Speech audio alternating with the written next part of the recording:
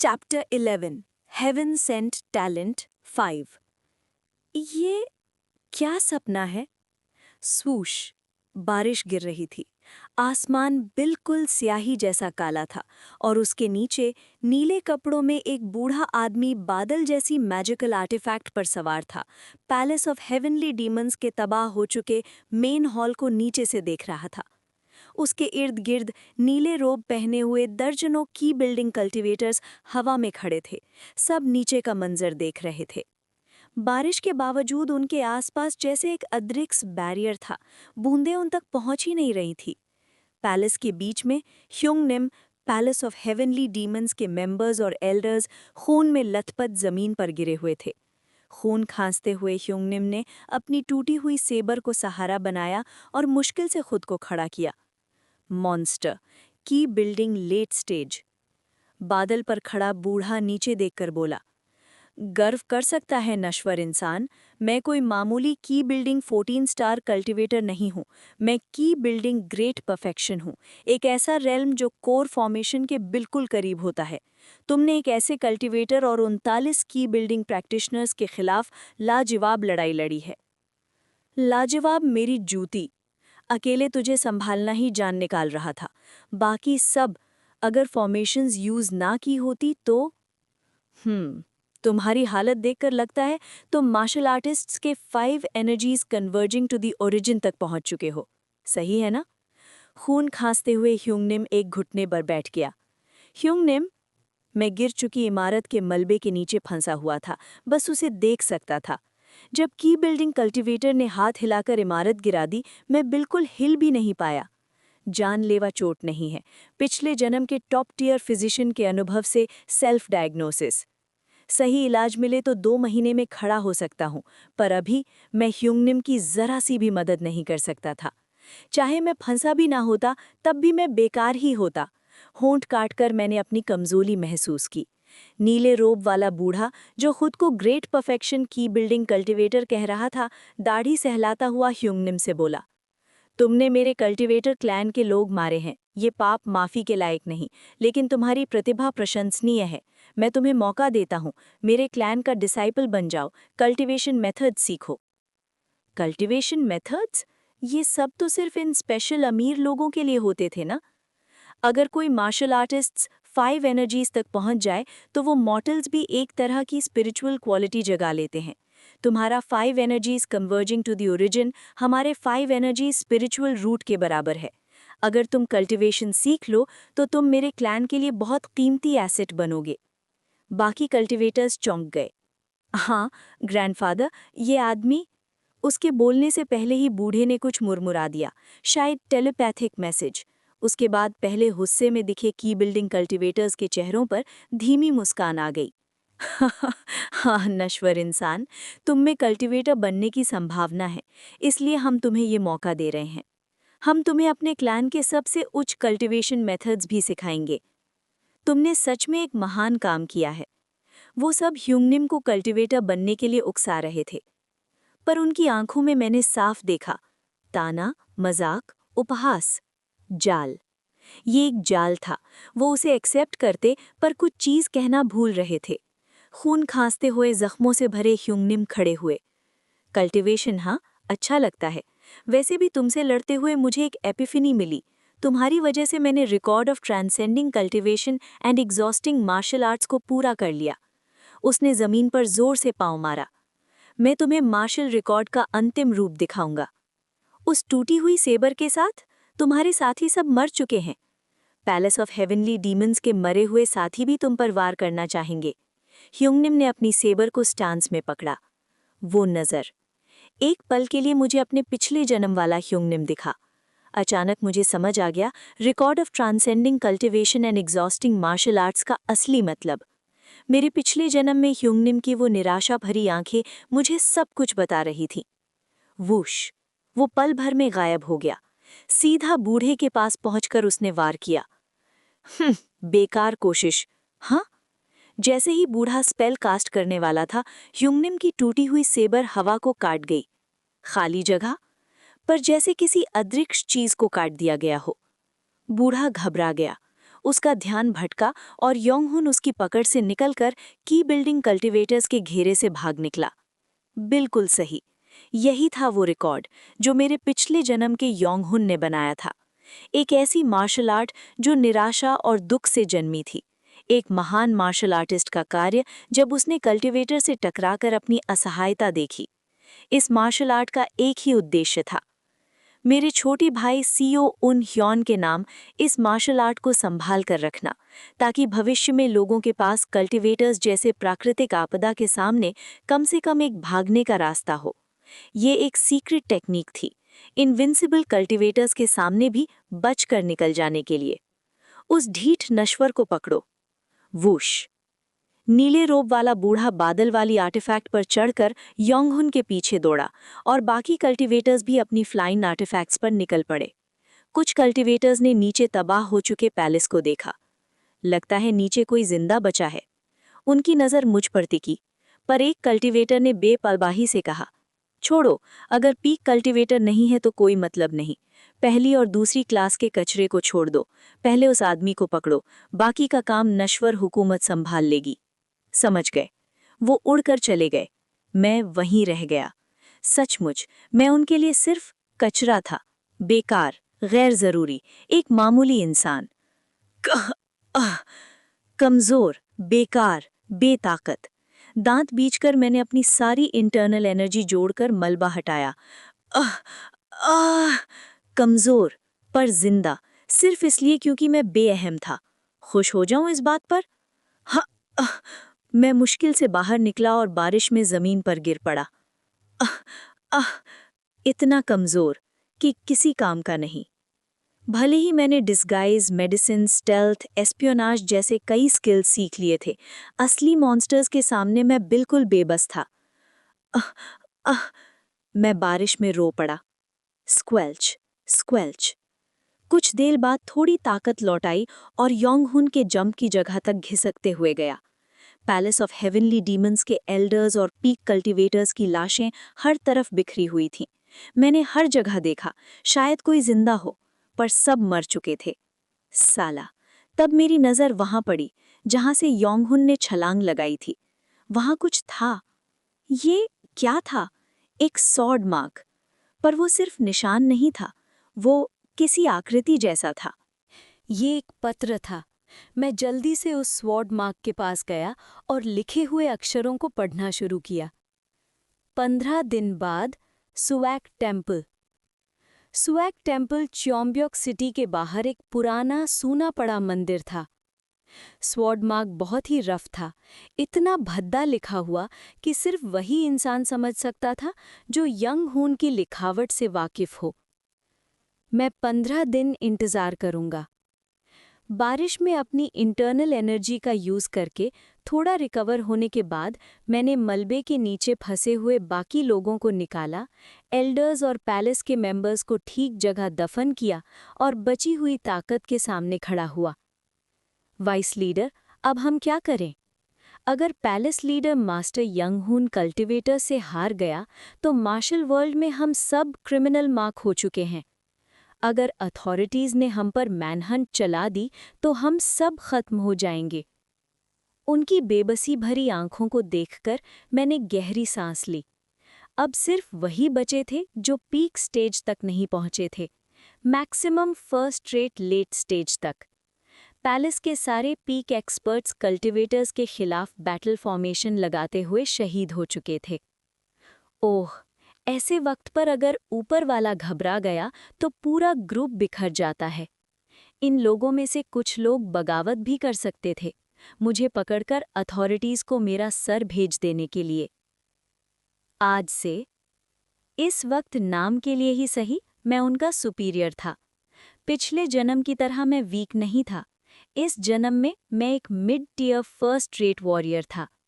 जहां बाकी सब फर्स्ट रेट थे, वहां मेरी ताकत को हल्के में नहीं लिया जा सकता था।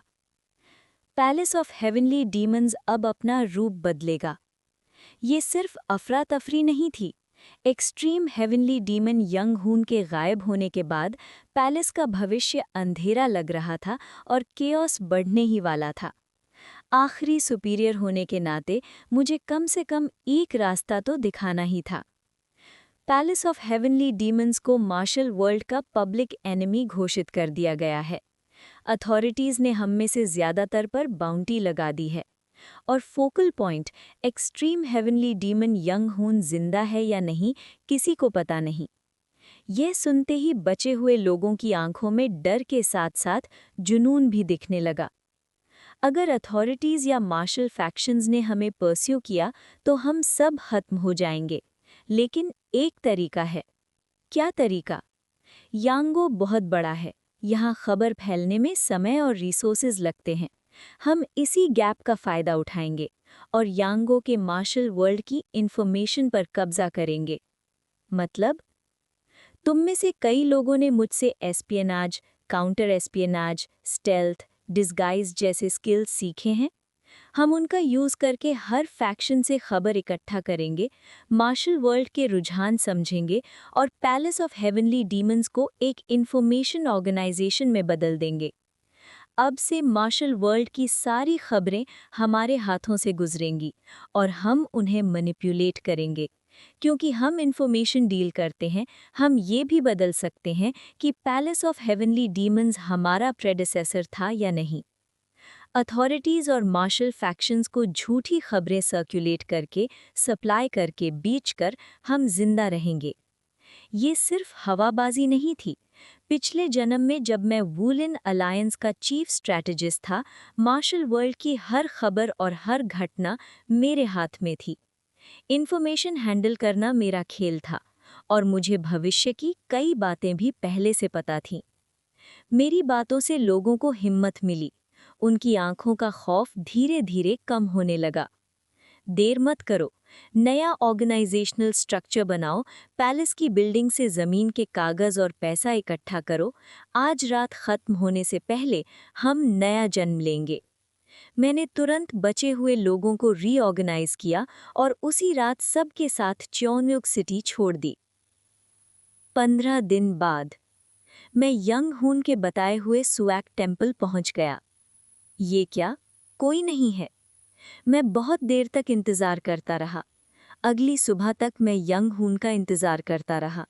फिर दिन रात बना, रात दिन में बदली। 3 दिन और 3 रात गुजर गए पर यंग हून नहीं आया। आखिर मैंने पूरे सुएक टेम्पल की तलाशी ली और तब जाकर एक निशान मिला।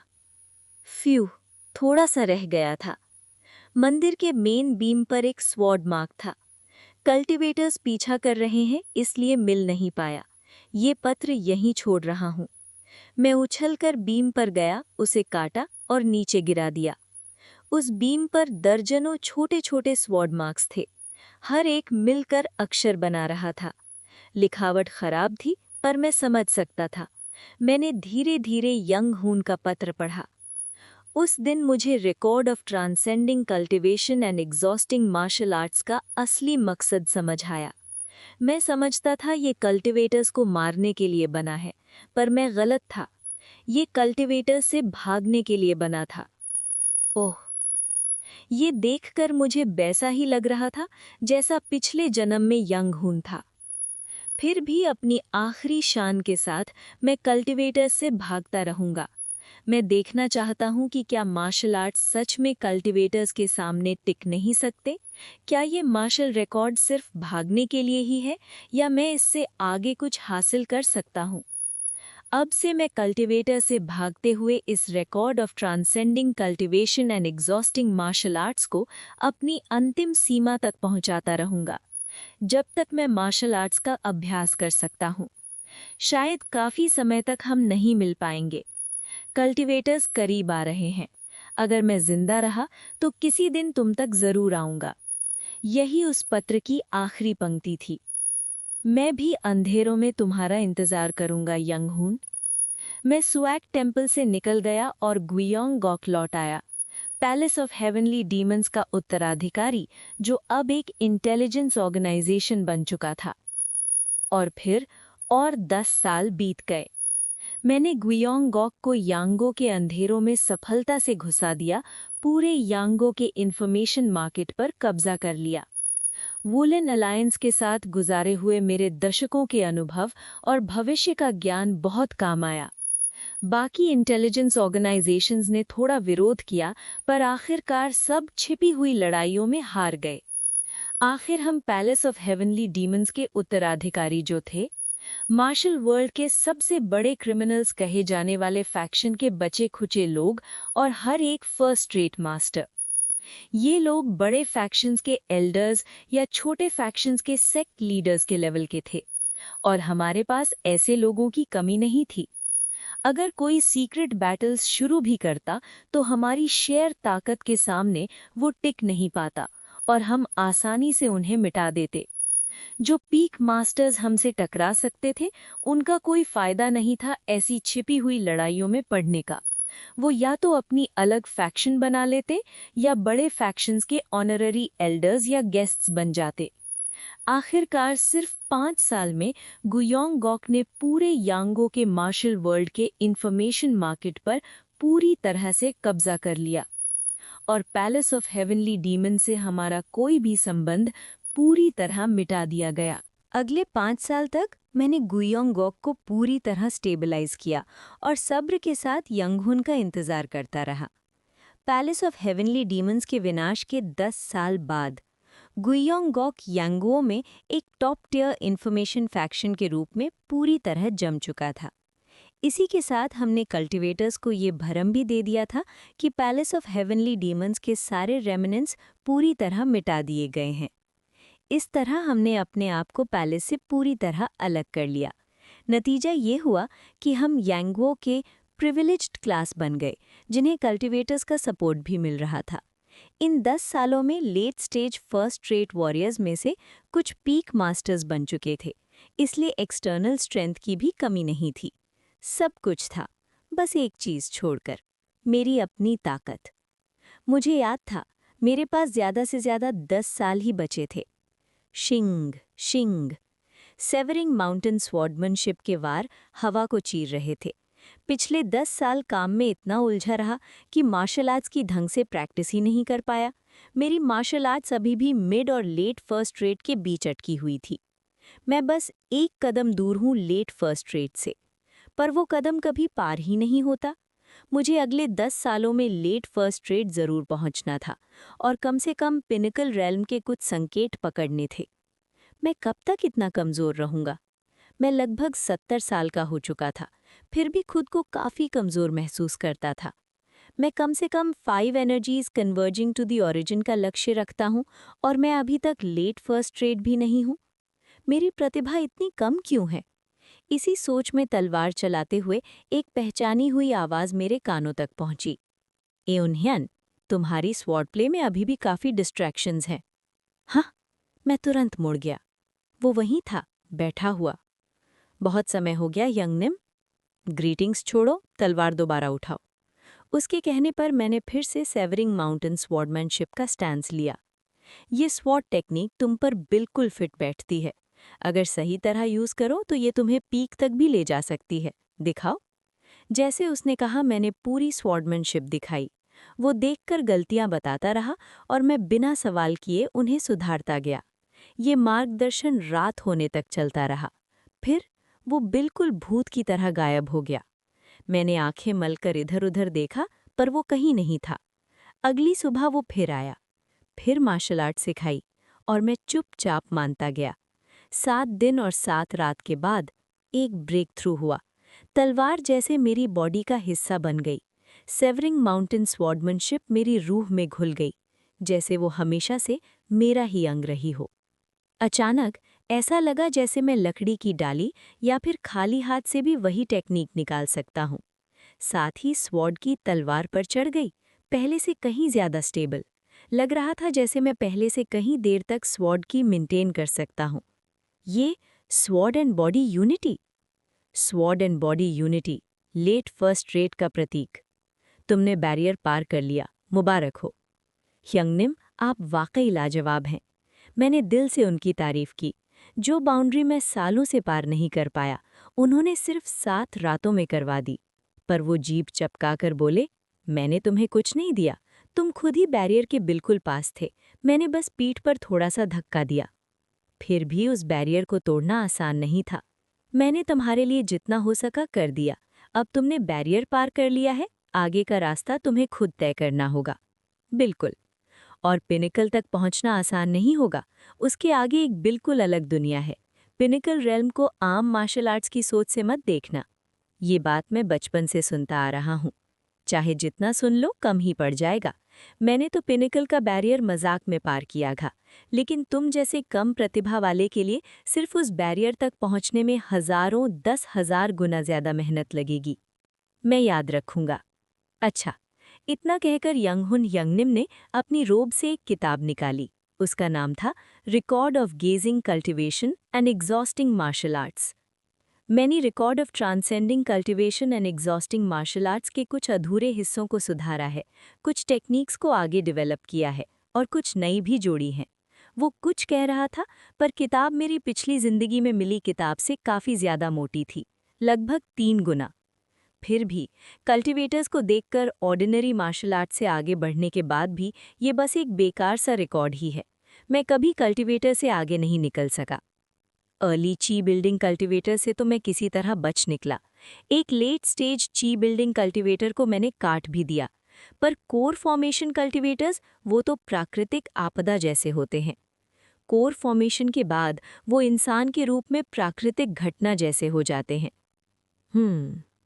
मैंने एक कोर फॉर्मेशन कल्टिवेटर की एक कलाई काट दी थी, पर बस वही तक। उसने कुछ मंत्र बोले और कलाई तुरंत वापस उगाई। मैं कई बार मौत के बिल्कुल करीब पहुंच गया। वो आसमान की तरफ देखता हुआ कड़वाहट से मुस्कुराया। मैं भी अपनी कसक छुपा नहीं पाया। वो पिछली जिंदगी के मुकाबले इस जिंदगी में और तेज ऊपर पहुंच गया था। फिर भी नतीजा वही था। शायद record of transcending cultivation and exhausting martial arts का रचयिता भी यही महसूस करता होगा कि यही अंत है, कि मार्शल आर्टिस्ट इससे आगे नहीं बढ़ सकते। उसने चेहरा मलते हुए कहा, बिल्कुल टूटा हुआ। मुझे एक कोर फॉर्मेशन कल्टिवेटर ने पकड़कर सराहा। मुझे उसकी कल्टिवेशन क्लैन में ले लिया गया। मार्शल वर्ल्ड में मैं सबसे ऊपर था, पर क्लैन में मैं सबसे जूनियर हूँ। कल्टिवेशन क्लैन में जाना मतलब सेक्युलर दुनिया से रिश्ता तोड़ना, इसलिए जाने से पहले तुमसे मिलने आया। फिर अगर यही अंत है तो आपने ये मुझे क्यों दिया? मैंने record of gazing cultivation and exhausting martial arts को देखकर पूछा। जब आखिरकार इससे मास्टर करके भी कल्टिवेटर्स तक नहीं पहुंच सकता? ये बात सही है, लेकिन उसके चेहरे पर दर्द भरी उदासी थी। भविष्य की पीढ़ी के लिए, कम से कम कल्टिवेटर्स के सामने उनके मिनिमम अधिकार बचाने के लिए। ये मार्शल आर्ट उसी के लिए छोड़ी जा रही है। मैं इसे लाइफलाइन भी नहीं मानता। ये बस इतनी सी ताकत है जिससे हम जैसे नश्वर लोग कल्टिवेटर्स की नज़र में एक एंटिटी बन सकें। वो उदासी से मुस्कुराया। तुम सोच से भी ज्यादा क्रूर कल्टिवेटर्स होते हैं। ये मार्शल आर्ट उनके सामने बस कुछ पल की सांस लेने की जगह देती है, बस उतनी ही। स्वूश! अचानक वो मेरी नज़रों से पूरी तरह गायब हो गया, जैसे कोई भूत हो। मैं हक्का बक्का रह गया। ये record of gazing cultivation and exhausting martial arts को डेवलप करते हुए बनाई गई एक मिसलेनियस टेक्निक है। इस रिकॉर्ड को भी ट्रांसेंडिंग रिकॉर्ड की तरह 3 flowers gather at the summit तक पहुंचने वाले मार्शल आर्टिस्ट की ज़रूरत है। इसे किसी ऐसे मार्शल आर्टिस्ट को देना जो उस लेवल तक पहुंच चुका है, उसे इसकी कीमत समझ आ जाएगी। और तुम्हारे लिए मैंने एक और तोहफा छोड़ा है। मेहनत जारी रखो और पिनिकल तक पहुंचो। वूश! इतना कहकर यंगहुन यंगनिम फिर कभी मेरे सामने नजर नहीं आए, पर उन्होंने मेरे लिए एक और चीज़ छोड़ दी थी। मेरे ट्रेनिंग ग्राउंड की दीवार पर तलवार के निशान खुदे हुए थे, जो एक मार्शल आर्ट बना रहे थे। ये सेवरिंग माउंटेन स्वॉर्डमैनशिप ही थी, पर लेट फर्स्ट रेट तक पहुंच चुके मेरे लिए इसे फिर से मॉडिफाई किया गया था। पहले के 12 मूव्स के साथ 12 नए मूव्स जोड़े गए थे, कुल 24 फॉर्म्स। अच्छी बात यह थी कि नए मूव्स पुरानी स्वॉर्डमैनशिप से जुड़ते हुए थे, इसलिए सीखना मुश्किल नहीं था। शायद स्वॉर्ड एंड बॉडी यूनिटी के स्टेट की वजह से मेरी मास्टरी बहुत तेज बढ़ने लगी। धन्यवाद यंगनिम। तलवार सीखते हुए मैंने चुपचाप उनका शुक्रिया अदा किया। मेरी जिंदगी धीरे धीरे निकल रही थी, पर मैं बुढ़ती बॉडी के साथ भी तलवार चलाता रहा। लेट फर्स्ट रेट से पिनकल रेल्म तक पहुंचने की कोशिश करता रहा। मैंने record of gazing cultivation and exhausting martial arts को याद किया, कॉपी किया और छुपकर यांगुओ के बड़े बड़े फैक्शंस में बांट दिया। मेरी इच्छा थी कि जिन पीक मास्टर्स को ये रिकॉर्ड मिले वो थोड़ा और आगे बढ़ सकें और कल्टिवेटर्स के खिलाफ खड़े होने की थोड़ी सी ताकत पा सकें। मेरी बॉडी धीरे धीरे जवाब देना बंद कर रही थी, पर मैंने दांत भींचकर तलवार चलाई। मुझे अब कमज़ोर नहीं रहना, मुझे कमज़ोर नहीं रहना। जिंदगी का दोहराना मतलब ये नहीं कि उसकी कोई कीमत नहीं होती। इसीलिए मैंने इस जिंदगी को पूरी शिद्दत से जिया, और शायद जो जिंदगी मैं फिर से जीऊं उसमें मुझे बेबस महसूस नहीं करना। मैं कमज़ोर नहीं हो सकता। साले तेज रफ्तार से बीत गए।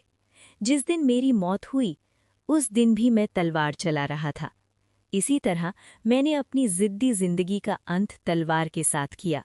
ये था मेरा तीसरा पुनर्जन्म।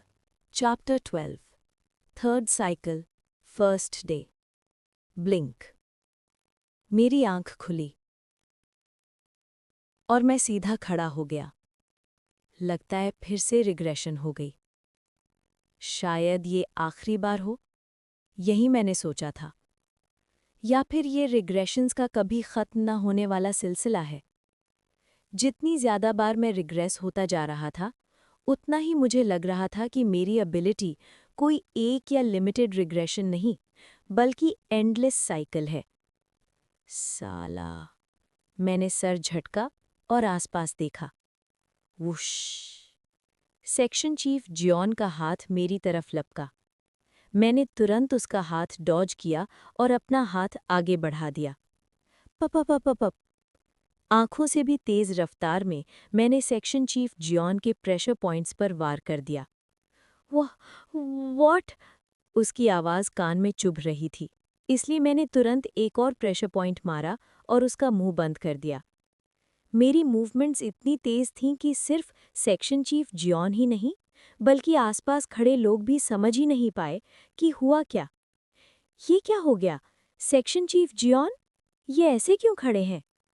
मैंने कैजुअली जियोन म्योंगहून के कंधे को छुआ और बोला, लगता है उन्हें पैरालिसिस हो गया है। ओह नो, कितनी बड़ी मुसीबत है। जल्दी उनका बॉडी मसाज करना चाहिए। ओह, मुझे एक ऐसी जड़ी बूटी पता है जो पैरालिसिस के लिए अच्छी होती है। मैंने हर्बल मेडिसिन पढ़ी है। मैंने ज़मीन से एक स्लीपिंग हर्ब जड़ से उखाड़ी और जियोन म्योंगहून के पास ले गया। सेक्शन चीफ जियोन, आप अभी पैरालाइज्ड है। ऐसी सिचुएशन में अगर पैरालिसिस ज़्यादा देर रहा तो बहुत सीरियस हो सकता है। आपको ये तुरंत खानी होगी। अगर पैरालिसिस रहा तो परमानेंट डिसेबिलिटी भी हो सकती है। मैं उसके पास गया और चुपके से प्रेशर पॉइंट थोड़ा रिलीज किया ताकि वो मुंह हिला सके। और रुक जाओ, इस पर मिट्टी लगी है। नहीं, इस हालत में ये जड़ी बूटी सबसे ज़्यादा इफ़ेक्टिव होती है। अगर अभी नहीं खाई तो इसका असर कम हो जाएगा। मैं थोड़ी मिट्टी झाड़ देता हूँ, पर आपको तुरंत खानी होगी, वरना आप हमेशा के लिए डिसेबल्ड हो सकते हैं। परमानेंट डिसेबिलिटी का डर दिखाकर मैंने मिट्टी लगी जड़ी बूटी सीधा उसके मुंह के पास कर दी। जियोन म्योंगहून ने चेहरा बनाते हुए आखिरकार मिट्टी के साथ ही उसे चबाकर निगल लिया। Crunch, crunch, crunch. मिट्टी चबाने की आवाज़ अजीब तरह से सैटिस्फाइंग लग रही थी। इसे इज्जत समझ लो, वैसे भी यह वाइटैलिटी के लिए काफ़ी अच्छी होती है। ऑफ कोर्स, पैरालिसिस पर इसका कोई असर नहीं था। हाँ, ये वाइटैलिटी बढ़ाती है और सेडेटिव इफेक्ट रखती है। थोड़ी ही देर में जियोन म्योंगहून गहरी नींद में चला गया। मैंने वो प्रेशर पॉइंट रिलीज कर दिया जो उसे पैरालाइज किए हुए था। अजब दिन है, अजीब चीज़ें हो रही हैं, और अब सेक्शन चीफ जियोन का ये हाल। शायद उनका बॉडी टेंशन में आ गया होगा, इन सब अजीब घटनाओं की वजह से। मैंने कुछ ऐसी ही बातें गढ़ दी, फिर आसपास देखकर बोला, वैसे थोड़ा अजीब नहीं लग रहा? मुझे पेड़ पौधों का काफ़ी ज्ञान है, और यहाँ के सारे पेड़ ऐसे स्पीशीज़ के हैं जो कोरिया में मिलना मुश्किल है। सच में? वैसे भी हमारी कंपनी कार कहाँ गिर गई? हम तो फंस गए हैं। मैंने जानबूझकर कहा कि पेड़ कोरियन नहीं है, ताकि धीरे धीरे सबके दिमाग में बैठ जाए कि ये दुनिया हमारी दुनिया नहीं है। लगता है हम यही फंस गए हैं। मैं देखता रहता हूँ कि आसपास कोई गांव या रोड है या नहीं। हाँ, कैसे? मैंने कंधे उचकाए और सबसे ऊंचे पेड़ की तरफ देखा और तुरंत उस पर चढ़ गया। इंटरनल एनर्जी तो नहीं है, पर पेड़ पर चढ़ना सिर्फ फिजिकल स्ट्रेंथ और एजिलिटी से भी हो सकता है। और वैसे भी पिछली जिंदगी में इन्फिल्ट्रेशन स्किल सीखते हुए मैंने ऊंचाइयों पर चढ़ना सीख लिया था। वुश! मैं तेजी से पेड़ की चोटी तक चढ़ा, 2-4 बार इधर-उधर देखने का नाटक किया और फिर नीचे उतर आया। ये कैसे? तुम पहले क्या करते थे? वाह, डेप्यूटी मैनेजर सर्वा, कमाल है। क्या आप किसी स्पोर्ट में थे? ये तो गजब है। Director Kim Yong Hun, chief Oh, deputy manager Kang, deputy manager Oh और मैनेजर किम सब मेरी फिजिकल एबिलिटी देखकर हैरान हो गए। बचपन में मैं काफ़ी पेड़ चढ़ा करता था। फिर भी आपका एथलेटिक सेंस बहुत अच्छा है। कोई बात नहीं, पर हाँ, ऊपर से देखकर आया हूँ, आसपास कहीं भी रोड या गांव नहीं है। अरे भगवान, मजाक तो नहीं कर रहे ना? नहीं, मुझे भी खुली जगह में रात गुजारने का शौक नहीं है। यहाँ सिर्फ जंगल ही जंगल है। मेरी बात सुनकर सबने निराशा भरी सांस ली। लगता है हम फंस गए हैं। अंधेरा होने वाला है तो टीम्स बनाकर एसयूवी और रात गुजारने की जगह ढूंढते हैं। ठीक है, मुझे पता था वो लोग एसयूवी ढूंढने पर जिद करेंगे, इसलिए मैंने टीम्स बांट दी और कुछ लोगों को कार ढूंढने भेज दिया। मैं कुछ लोगों के साथ उस गुफा की तरफ चला गया जहां मैं पिछली बार रुका था। हम गुफा में रुकेंगे। ओह, यहाँ तो बिल्कुल परफेक्ट केव है। क्या रिलीफ है। मैंने डेप्यूटी मैनेजर ओ और मैनेजर किम के साथ मिलकर गुफा के मुंह पर हवा रोकने के लिए विंड ब्रेक बनाया। फिर आग जलाई और फल और मशरूम्स भूनने लगा। शाम हुई, रात आई और बॉनफायर की रोशनी देखकर बाकी लोग भी हमारे पास आ गए। वाह, ये सब तुम तीनों ने बनाया? नहीं नहीं, हमने कुछ नहीं किया। डेप्यूटी मैनेजर सर्वा ने सब इतनी तेजी से कर दिया। हाँ, बिल्कुल जैसे हमारे साथ कोई बॉय स्काउट हो। डेप्यूटी मैनेजर सर्वा, मुझे नहीं पता था आप इतने केपेबल हो। मैं हंसा और उन्हें भुने हुए फल और मशरूम्स दे दिए। मैंने बचपन में काफ़ी चीज़ें सीखी थी, ये ट्राई कीजिए। बिल्कुल कैंपिंग ट्रिप जैसा लग रहा है। अगर हम फंसे ना होते तो असली जगह पर कैंपिंग कर रहे होते। हाय, एसयूवी में इतना सारा मीट और खाना था, कितना अफसोस। पर ये मशरूम सच में बहुत टेस्टी है। मेरे भुने हुए मशरूम सबको बहुत पसंद आए और खाना खाने के बाद कंपनी के लोग जल्दी ही सो गए। Crackle, crackle. सबको ठीक से लिटाने के बाद मैं बॉनफायर के सामने बैठ गया और पहले खोदी हुई पीली बांस की जड़ें निकाल ली। Crunch, crunch, crunch. मैंने पहले ही चेंची हार्ट मेथड से अपना डांटियन एक्टिवेट कर लिया था। मुझे ड्रैगन वेन ची मेथड बिल्कुल याद था, जो पिछली जिंदगी में 50 साल तक मेरी मेरिडियंस में बसा रहा था। वूं। पीली बांस की जड़ें खाने के बाद मैंने इंटरनल एनर्जी सर्कुलेट करनी शुरू की। जल्द ही डांटियन में जैसे ज्वालामुखी फूटने जैसी एनर्जी उबलने लगी। मैंने ड्रैगन वेन ची मेथड के फ्लो से उस जिनसेंग जैसी एनर्जी को संभाला। फ्यू। पूरे शरीर में ताकत का झटका महसूस हुआ।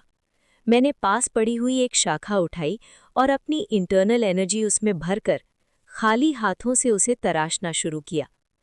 Crack, crack, crack. एनर्जी से ढके हुए हाथ से लकड़ी को काटते हुए वो शाखा जल्दी ही एक साफ सुथरी लकड़ी की तलवार में बदल गई।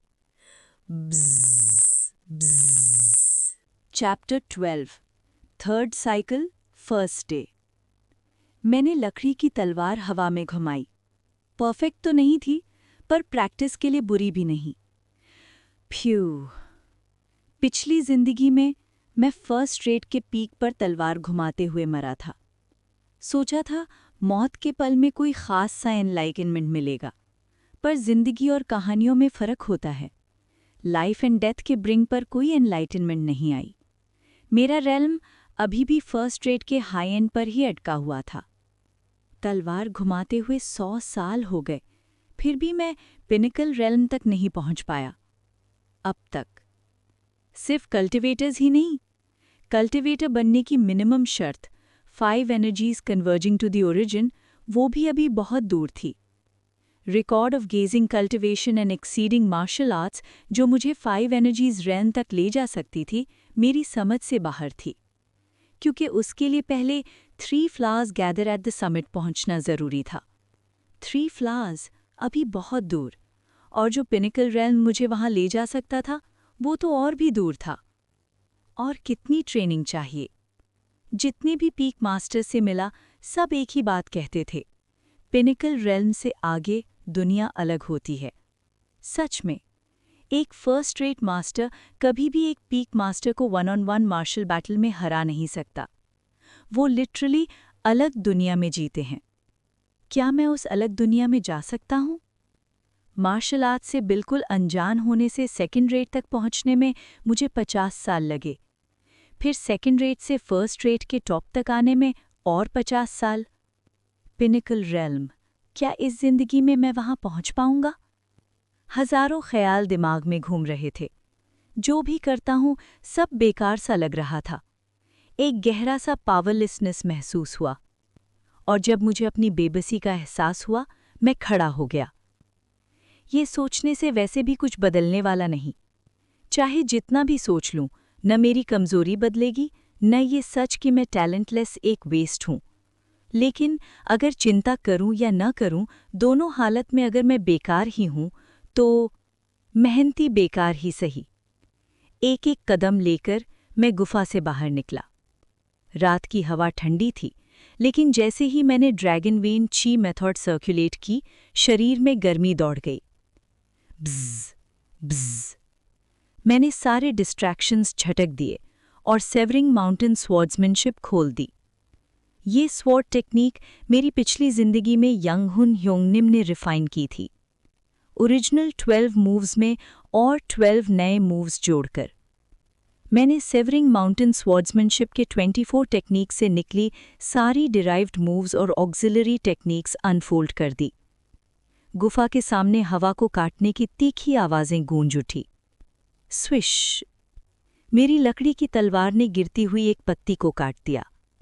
अचानक वो देखकर मेरे अंदर कोई चीज भड़क उठी। मैं उस हवा में तैरती पत्ती के पास बढ़ा और फिर से तलवार घुमाई। क्योंकि मैंने तलवार में इंटरनल एनर्जी नहीं भरी थी, इसलिए पत्ती सिर्फ ऊपर उछल गई। और मैंने अपना मन बिल्कुल खाली कर दिया। उस पत्ती का पीछा करते हुए मैं लगातार अपनी स्वॉर्ड्समैनशिप चलाता रहा। सेवरिंग माउंटेन स्वॉर्ड्समैनशिप की 24 moves, 86 derived techniques, combination moves, variations, हाथों से अनेक स्ट्रोक्स निकलते चले गए। कब पता ही नहीं चला, मैं एक ही पत्ती पर तलवार चला रहा था, पूरी तरह एक्सटेसी में डूबा हुआ। बस थोड़ा सा और, बस जरा सा और। ऐसा लग रहा था जैसे मेरा शरीर मार्शल आर्ट में ही घुल रहा हो। ये क्या एनलाइटनमेंट है? ब्ज़, ब्ज़। बिल्कुल पास लग रही थी, पर फिर भी पकड़ में नहीं आ रही। बिल्कुल उसी पत्ती की तरह जिसे मैं बिना इंटरनल एनर्जी के पकड़ नहीं पा रहा था। पता नहीं कितनी देर तक मैं बिना सोचे समझे तलवार चलाता रहा। अचानक मुझे एहसास हुआ सुबह हो रही है। मैं पूरी रात जाग पा रहा था। बस थोड़ा सा और, बस एक कदम और, सिर्फ एक कदम। सुबह की रोशनी फैल गई। स्लैश, स्वूश। मेरी सीधी साधी लकड़ी की तलवार ने हवा में तैरती पत्ती को साफ साफ काट दिया। सूखी पत्ती नहीं, एक ताज़ा हरी पत्ती। मैं लगभग पहुंच गया हूं, बस लगभग। तब अचानक मेरी बाईं बाजू कांपने लगी। ये तलवार नचाता रहूं और कांपने को इग्नोर कर दूं, या फिर थोड़ी देर रुक जाऊं?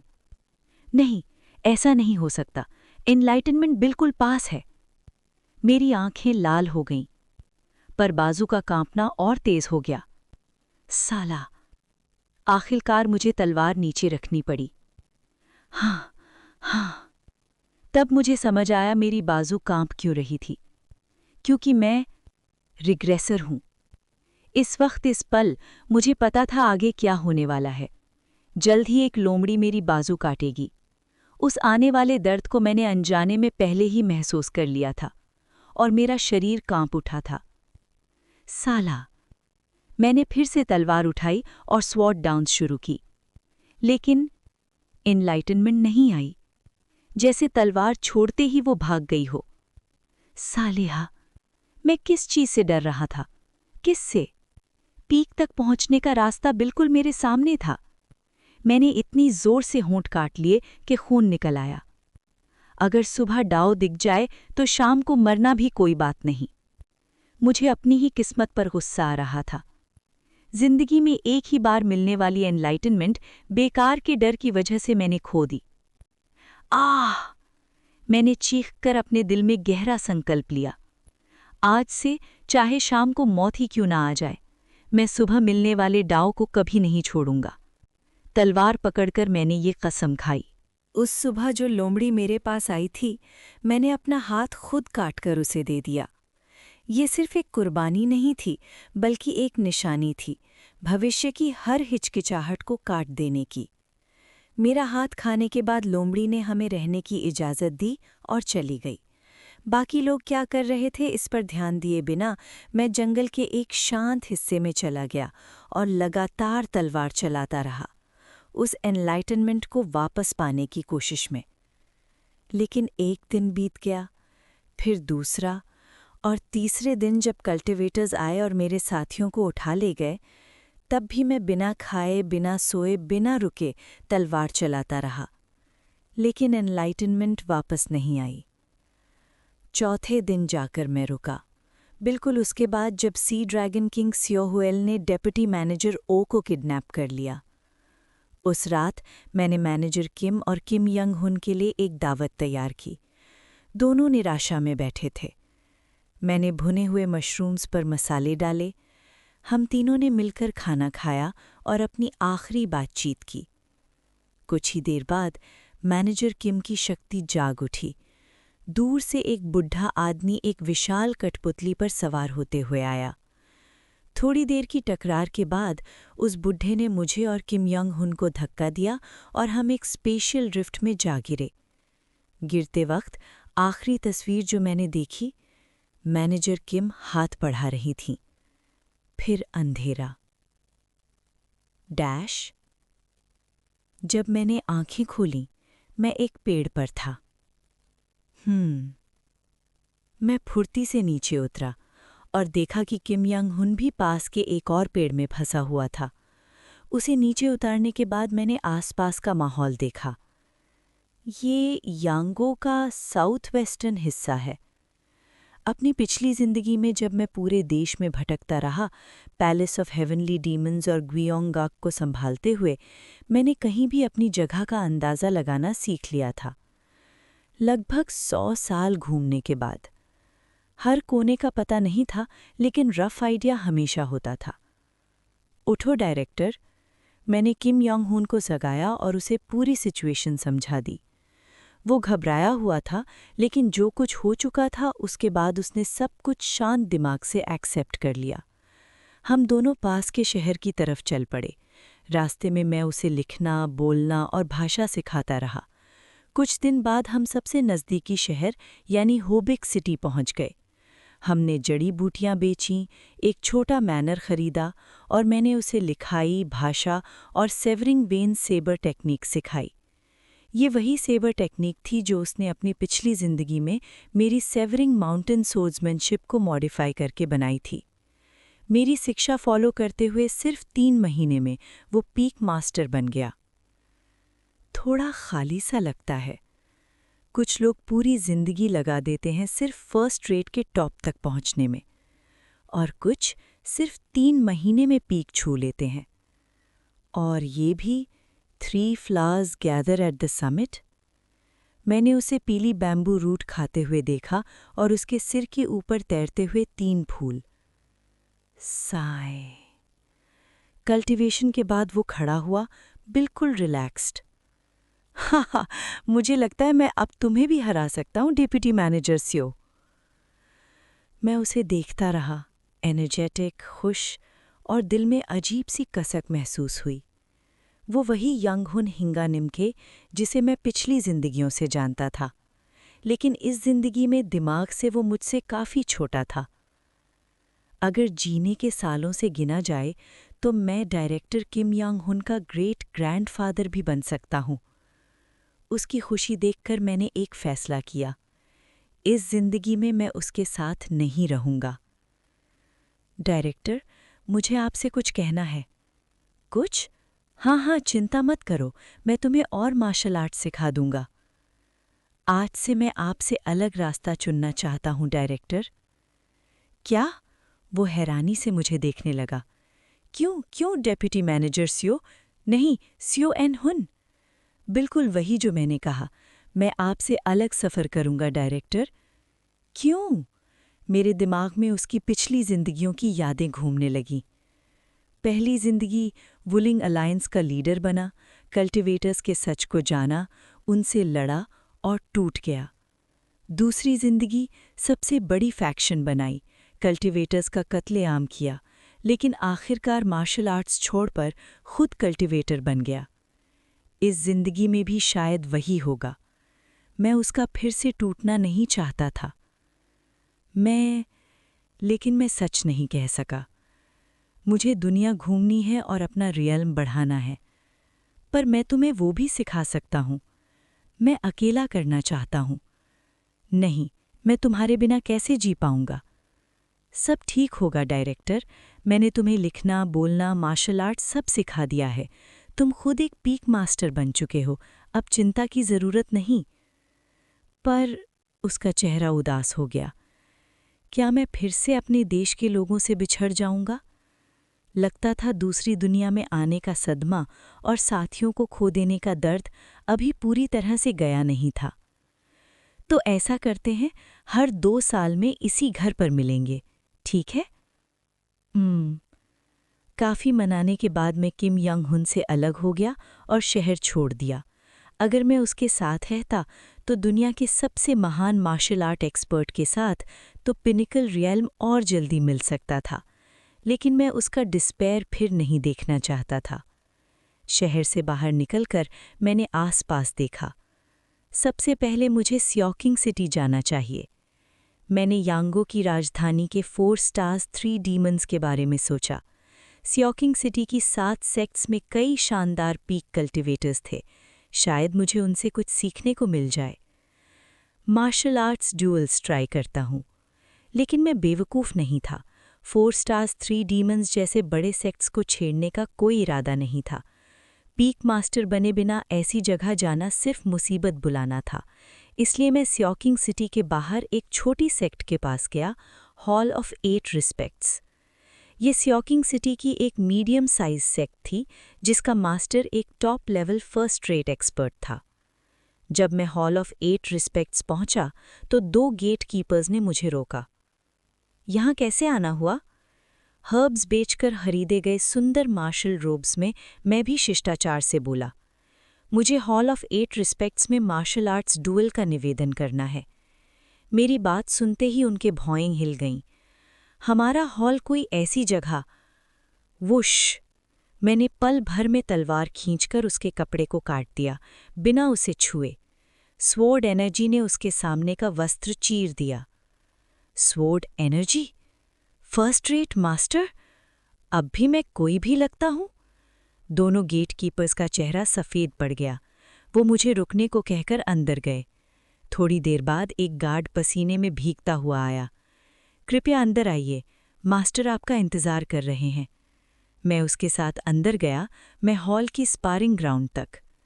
वहाँ एक अधेड़ उम्र का आदमी लंबी दाढ़ी के साथ हाथ में 9 सेक्शन विप लिए खड़ा था।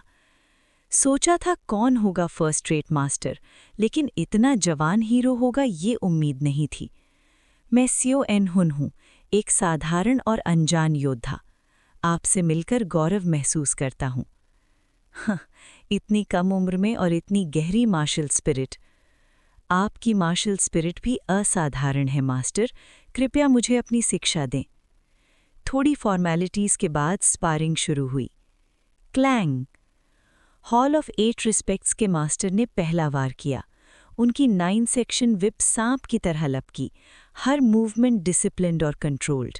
लग रहा था जैसे उनके मार्शल आर्ट्स उनके शरीर का हिस्सा बन चुके हों। मैंने सेवरिंग माउंटेन सोर्ड्समैनशिप के मूव से काउंटर किया, साथ ही उन्होंने विप के पीछे से एक किक भी मारी। वूश!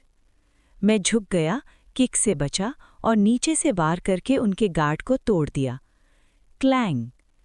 विप ऊपर से गिरी, लेकिन मैं तुरंत पीछे हट गया और डिफेंसिव स्टांस ले ली। Dash to be continued. तुम्हारी सोड फॉर्म और मोमेंटम पूरी तरह से एक हो चुकी है।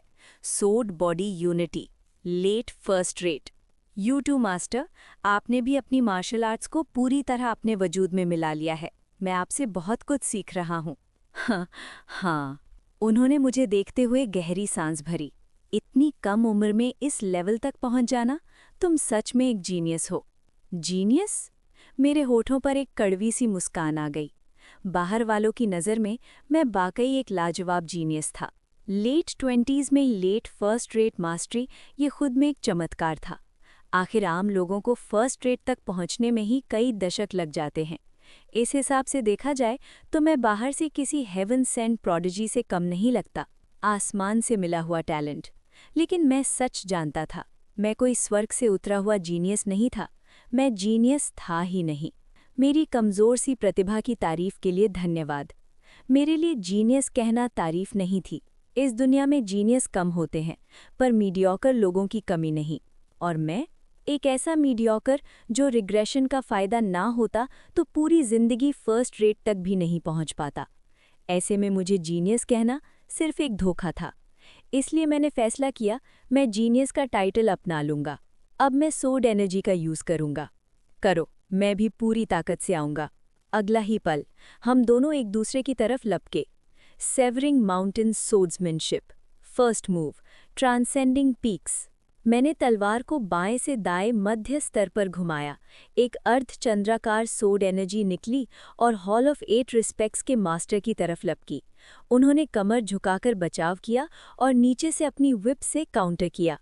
Savouring mountain swordsmanship. Second move, entering mountain. Swish! मैं तुरंत नीचे झुक गया और उसी हाइट पर उनकी विप को काउंटर किया। क्लैंग! चिंगारियां छूट पड़ी। बूम! हॉल ऑफ 8 रिस्पेक्ट्स के मास्टर हवा में उछले और ऊपर से विप का वार किया। Third move, ascending when. मैंने नीचे से तलवार ऊपर उठाई, उनकी विप को हटाकर काउंटर के लिए तैयार हो गया। Fourth move, flowing ridge. मैंने तलवार को बहते पानी की तरह आगे बढ़ाया। उन्होंने विप से रोकने की कोशिश की, लेकिन मेरी तलवार मुड़ गई, घूम गई और उनके डिफेंस को चीरते हुए आगे बढ़ी। वो बस बाल बाल बचे, लेकिन घूमती हुई सोड एनर्जी ने उनके कपड़ों को काट दिया। मौका देखकर मैंने हमला जारी रखा। Fifth move, bouldered cliff. Sixth move, strange stone. तलवार को नाच की तरह घुमाते हुए मैंने सोड स्ट्रोक्स का एक घना घूमता हुआ चक्र बना दिया। धीरे धीरे मेरी तलवार की रफ्तार बढ़ती गई, घूमती हुई घूमती हुई घूमती हुई। Seventh move, deep mountain. उस घुमाव की शक्ति का यूज करके मैंने सीधा वार किया। हॉल ऑफ 8 रिस्पेक्ट्स के मास्टर ने अपनी 9 सेक्शन विप से मुझे गिराने की कोशिश की, लेकिन 6th मूव से निकली अजीब वेरिएशंस की वजह से मैं उनके गार्ड के अंदर घुस गया।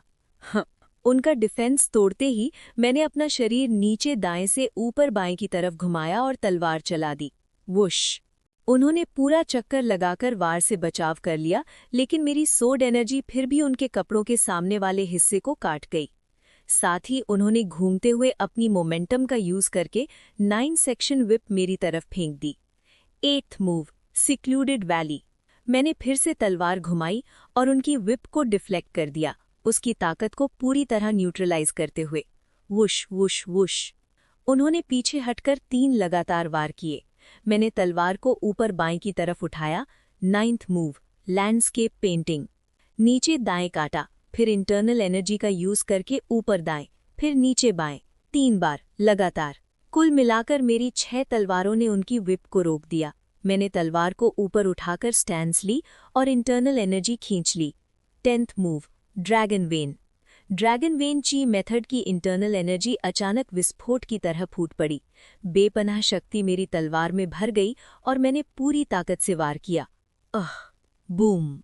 उन्होंने विप से काउंटर किया और टकराव की आवाज गूंज उठी, बिल्कुल टोप के धमाके जैसी। आह! उंगलियों तक पहुंची शौक से उन्होंने चेहरा सिकोड़ा और घूमते हुए फिर से विप चलाई, 4 बार। उनकी विप ने 4 लगातार वार किए। 11th move, Cliff as, crack. मैंने 1000 जिन भार वाली टेक्निक अपनी तलवार पर लगाई। इंटरनल एनर्जी से भरी तलवार अचानक बेहद भारी हो गई। साथ ही तलवार में बसी सोड एनर्जी स्पारिंग ग्राउंड के फर्श को चीरते हुए बढ़ी। मैंने जमीन को काटकर ऊपर की तरफ वार किया। स्वुश! तलवार जमीन में फंसने के बावजूद पल भर में छूट गई और उसके बाद की रफ्तार पहले से कई गुना ज्यादा तेज थी। अचानक बढ़ी हुई स्पीड से मास्टर चौंक गए और फिर से उनके कपड़ों पर तलवार का निशान पड़ गया। अब इससे खत्म करना होगा। 12th move, 7 lights emerging peak. जैसे पहाड़ों के पीछे से सूरज निकलता है और पूरी दुनिया रोशन हो जाती है, वैसे ही 11th मूव के बाद 7 धाराओं में सोड एनर्जी बह निकली। क्लैंग! आखिरकार मास्टर की विप मेरी सोड एनर्जी से कट गई और स्पारिंग ग्राउंड के बाहर जा गिरी। मैं हार गया। ये एक अच्छा मौका था। मैंने उन्हें इज्जत से प्रणाम किया और हॉल ऑफ 8 रिस्पेक्ट्स से बाहर निकल गया। Hall of 8 respects. पिछली जिंदगी में भी ये अपनी ईमानदारी और सीधे तरीके के लिए मशहूर था।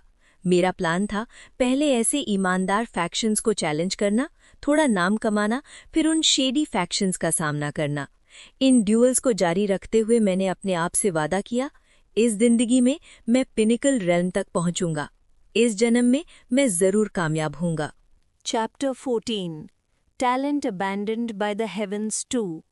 मैंने सियोंग किंग सिटी के और 4 मिड साइज्ड फैक्शंस का दौरा किया। उनमें से अनरीबो और हुइयोंग मुन में मैं स्पारिंग मैच हार गया, जबकि गेजुबांग और यूग्वल बो में जीत हासिल हुई। थोड़ी सी पहचान बनने के बाद मैंने उन मिड साइज्ड फैक्शंस का रुख किया जो अनऑर्थोडॉक्स सेक्ट्स के रूप में गिने जाते थे, जैसे कि हुएजेंग फैक्शन। पिछले कुछ दिनों से हमने सुना है कि एक young elite swordsman सियोंग king city भर में लोगों को ड्यूअल के लिए चैलेंज कर रहा है, और आज पता चला वो तुम ही हो। हुएजिंग फैक्शन, जो सियोंग किंग सिटी का एक मशहूर अनऑर्थोडॉक्स सेक्ट था, ने मुझे देखते ही खुलकर हंसकर स्वागत किया। हुएजिंग का फैक्शन लीडर एक बूढ़ा आदमी, लंबी दाढ़ी और ग्रे रोब पहने हुए, बिल्कुल किसी वनवासी हर्मिट जैसा लग रहा था। उनके एल्डर्स भी किसी कल्टिवेटर जैसे ही प्रतीत हो रहे थे। बदकिस्मती से पिछले कुछ दिनों में मेरी राइट आर्म जख्मी हो गई है, इसलिए मैं स्पारिंग नहीं कर पाऊंगा। इसके बदले हमारे फैक्शन के एल्डर्स तुम्हारा चैलेंज स्वीकार करेंगे। फैक्शन लीडर के कहने पर एक मजबूत और हेल्दी दिखने वाला मिडिल एज्ड आदमी चेहरे पर हल्की सी मुस्कान के साथ आगे बढ़ा। मैं टेक जेओ कियप हूँ, फैक्शन का फर्स्ट एल्डर। आज मैं तुम्हारा ओपोनेंट रहूंगा। मैं भी एक अच्छे मैच की उम्मीद करता हूँ। थोड़ी ही देर में हम स्पारिंग स्टेज पर खड़े थे, अपनी अपनी स्टार्टिंग स्टांस ले चुके थे। Duel, boom, begin. Overseeing faction leader के पूरा ऐलान करने से पहले ही टैग जेओ कियप अपनी सेबर के साथ मुझ पर टूट पड़ा। तो यही होता है अनऑर्थोडॉक्स सेक्ट्स का तरीका। बिना घबराए मैंने अपनी तलवार में एनर्जी भरते हुए उसके हमले का सामना किया। Severing mountain swordsmanship, second move, entering mountain. Whoosh! मैं उसकी चार्जिंग सेबर के नीचे से झुककर निकला और लो स्टांस लेते हुए उसके लोअर बॉडी पर स्लैश किया। वैक! लेकिन जियो की अब फुर्ती से हवा में उछला, मेरी तलवार को चकते हुए और ऊपर से अपनी सेबर के साथ नीचे गिरा। सीधा सामना करना खतरनाक है, पर पीछे हटना मतलब लगातार प्रेशर में आ जाना। Severing mountain swordsmanship, 8th move, secluded valley. Hush! Clang! मैंने अपनी तलवार से उसकी सेबर को काउंटर किया और उसके भारी हमले की दिशा बदल दी। सेबर बस मुझे छूते हुए स्पारिंग स्टेज पर जा लगी और जमीन जोर से फट सी गई।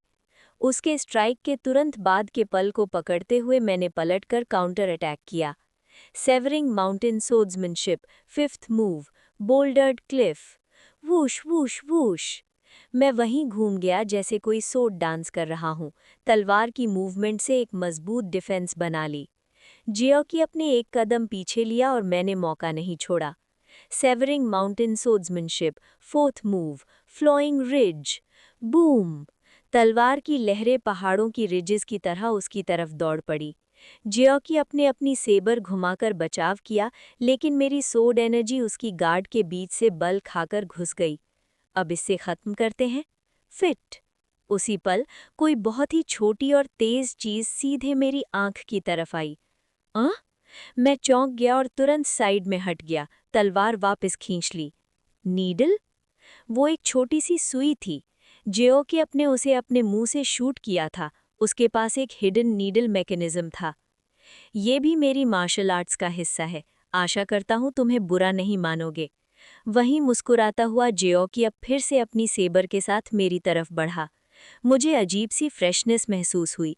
तो अनऑर्थोडॉक्स सेक्ट्स ऐसे अजीबोगरीब तरीके यूज करते हैं।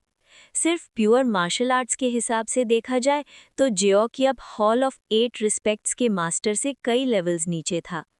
अगर मैं थोड़ा और प्रेशर बनाता तो मैं उसकी सेबर छुड़ा ही लेता, लेकिन हिडन नीडल्स जैसे अनएक्सपेक्टेड तरीकों के कारण उसकी एक्चुअल कॉम्बैट एबिलिटी शायद किसी राइटियस मार्शल आर्टिस्ट से भी ज़्यादा हो सकती थी। ऐसे एक्सपीरियंसेस मुझे यंगहुन यंगनिम के साथ रहकर कभी नहीं मिलते। वो दुनिया का सबसे बेहतरीन आदमी था, सीधा, महान और न्यायप्रिय। पिछली जिंदगी में उसे एक्सट्रीम डीमन कहा जाता था, लेकिन वो कल्टिवेटर्स के खिलाफ जाने के कारण था, ना कि किसी बुराई के कारण। इसलिए उसके साथ स्पारिंग हमेशा सिर्फ शुद्ध मार्शल आर्ट्स तक सीमित रहती थी, कोई भी अनप्रिडिक्टेबल चाल नहीं होती थी। आगे बढ़ते हुए मुझे ऐसे अनऑर्थोडॉक्स सेक्ट्स के साथ लगातार ड्यूअल्स के जरिए अपना अनुभव बढ़ाना होगा। पिछली जिंदगी में मुझे रियल कॉम्बैट का एक्सपीरियंस था, लेकिन ज़्यादातर वो बड़े युद्ध, कल्टिवेटर्स के साथ कॉन्फ्रंटेशंस या यंगहुन यंगनिम के साथ सरकारी दफ्तरों पर रेड्स तक ही सीमित था। ऐसे सीधे ड्यूअल्स, खासकर अनऑर्थोडॉक्स सेक्ट्स के एलिट्स के साथ का अनुभव मुझे बहुत कम था। Clang clang clang. जियोकी अपने लगातार 3 बार अपनी सेबर चलाई। उसी वक्त फिट फिट फिट वो लगातार वो पतली पतली मुश्किल से दिखने वाली सुइयां भी शूट कर रहा था। ठीक है, अब बस। मैंने अपना ट्रम्प कार्ड यूज करने का फैसला किया। ऐसे ट्रबलसम लोगों के साथ सबसे अच्छा तरीका होता है एक ही बार में उन्हें कुचल देना। Severing mountain swordsmanship, 9th move, landscape painting. Severing mountain swordsmanship, 6th move, strange stone. 6 तिरछे स्लैशेस को अलग अलग वेरिएशंस के साथ जोड़ते हुए मैंने अपनी तलवार की स्पीड बढ़ा दी। फ्लैश। 6 स्लैशेस ने एक साथ उसकी सेबर और फ्लाइंग नीडल्स दोनों को रोका और उस उलझे हुए फ्लो के बीच एक ओपनिंग बना दी। Severing mountain swordsmanship, 7th move, deep mountain. मैं उस ओपनिंग में घुसा और नीचे दाहिने से ऊपर बाईं तरफ मुड़ते हुए ऊपर की तरफ एक तेज स्लैश मारा। वूश। स्पारिंग मैच होने के कारण मैंने सिर्फ उसके कपड़े काटे और जीत मेरी हो गई। Duel. Challenger Seo An Hyun wins. सच में एक शानदार ड्यूअल था। हाँ, मैंने भी बहुत कुछ सीखा। मैंने जेओग यक को इज्जत से प्रणाम किया और स्पारिंग स्टेज से नीचे उतरने ही वाला था कि अचानक कुछ हुआ। हुईजैंग की फैक्शन लीडर ने अपनी दाढ़ी सहलाते हुए बुलंद आवाज में ऐलान किया, फिर अभी के अभी कंसेक्यूटिव ड्यूअल शुरू करते हैं। क्या? मैं चौंक गया और तुरंत पूछा, कंसेक्यूटिव ड्यूअल का क्या मतलब? मुझे इसके बारे में पहले बताया ही नहीं गया था। क्या मैंने नहीं कहा? फैक्शन लीडर ने आंखें सिकोड़कर कहा, मुझे तो याद है मैंने साफ साफ 3 लगातार ड्यूअल्स की बात रखी थी और तुमने हाँ भी की थी। सबने सुना था ना? जी हाँ, लीडर सही कह रहे हैं। मैंने भी बिल्कुल क्लियरली सुना था। हुईजैंग के सभी एल्डर्स एक साथ सर हिलाने लगे और मैं अपनी झुंझलाहट छुपा नहीं पाया। ये लोग, क्या अनऑर्थोडॉक्स सेक्ट का हिस्सा होना सच में ऐसा ही होता है? क्या इनका इरादा शुरू से ही मुझे जीतकर जिंदा जाने देने का नहीं था? तो क्या अगर मैं जीतकर चला जाता तो मैं हुईजैंग की बेइज्जती की अफवाह फैला देता? ऐसा तुम लोग सोच रहे हो? चिंता मत करो जवान, फैक्शन लीडर ने बड़ी ही दयालु मुस्कान के साथ कहा। तुम हमारे ड्यूअल में थोड़ा जख्मी हो जाओगे, फिर जख्म सज जाएगा और आखिरकार तुम मर जाओगे। हम तुम्हारी पूरी देखभाल करेंगे, लेकिन अफसोस फिर भी तुम नहीं बच पाओगे। तुम सब पागल हो, इनका सोचने का तरीका ही अलग था। क्या जीतने के बाद मुझे जाने देने का तुम्हारा जरा सा भी इरादा नहीं था? क्या तुम्हें कभी लगा कि हमारी होएजैंग फैक्शन कोई राइचस सेक्ट है? फैक्शन लीडर ने ठंडे लहजे में कहा। हम एक इल्लीगल ऑर्गेनाइजेशन है जिसे सरकारी तौर पर कोई मान्यता नहीं मिली। एक इल्लीगल ऑर्गेनाइजेशन के पास आकर ड्यूअल मांगना ये बिल्कुल डाकुओं के अड्डा पर जाकर उन्हें चैलेंज करने जैसा है। हाँ, मैं बस हल्की सी कड़वी हंसी हंसा। मुझे ये पता था। कहते हैं मार्शल वर्ल्ड राइचस और अनऑर्थोडॉक्स फैक्शंस में बटा है, लेकिन असल में पूरा जगत लगभग पूरी तरह से राइचस फैक्शन के कब्जे में होता है। बुनियादी तौर पर राइचस फैक्शन उन मार्शल सेक्ट्स को कहा जाता है जो ऑर्थोडॉक्स मार्शल आर्ट सिखाते हैं, लेकिन यांगुओ में इसका मतलब होता है वही सेक्ट्स जिन्हें सरकार से ऑफिशियल अनुमति मिली हो, और अनऑर्थोडॉक्स फैक्शन का मतलब होता है ऐसे योद्धा जो इल्लीगल कामों के लिए इकट्ठा हुए हों।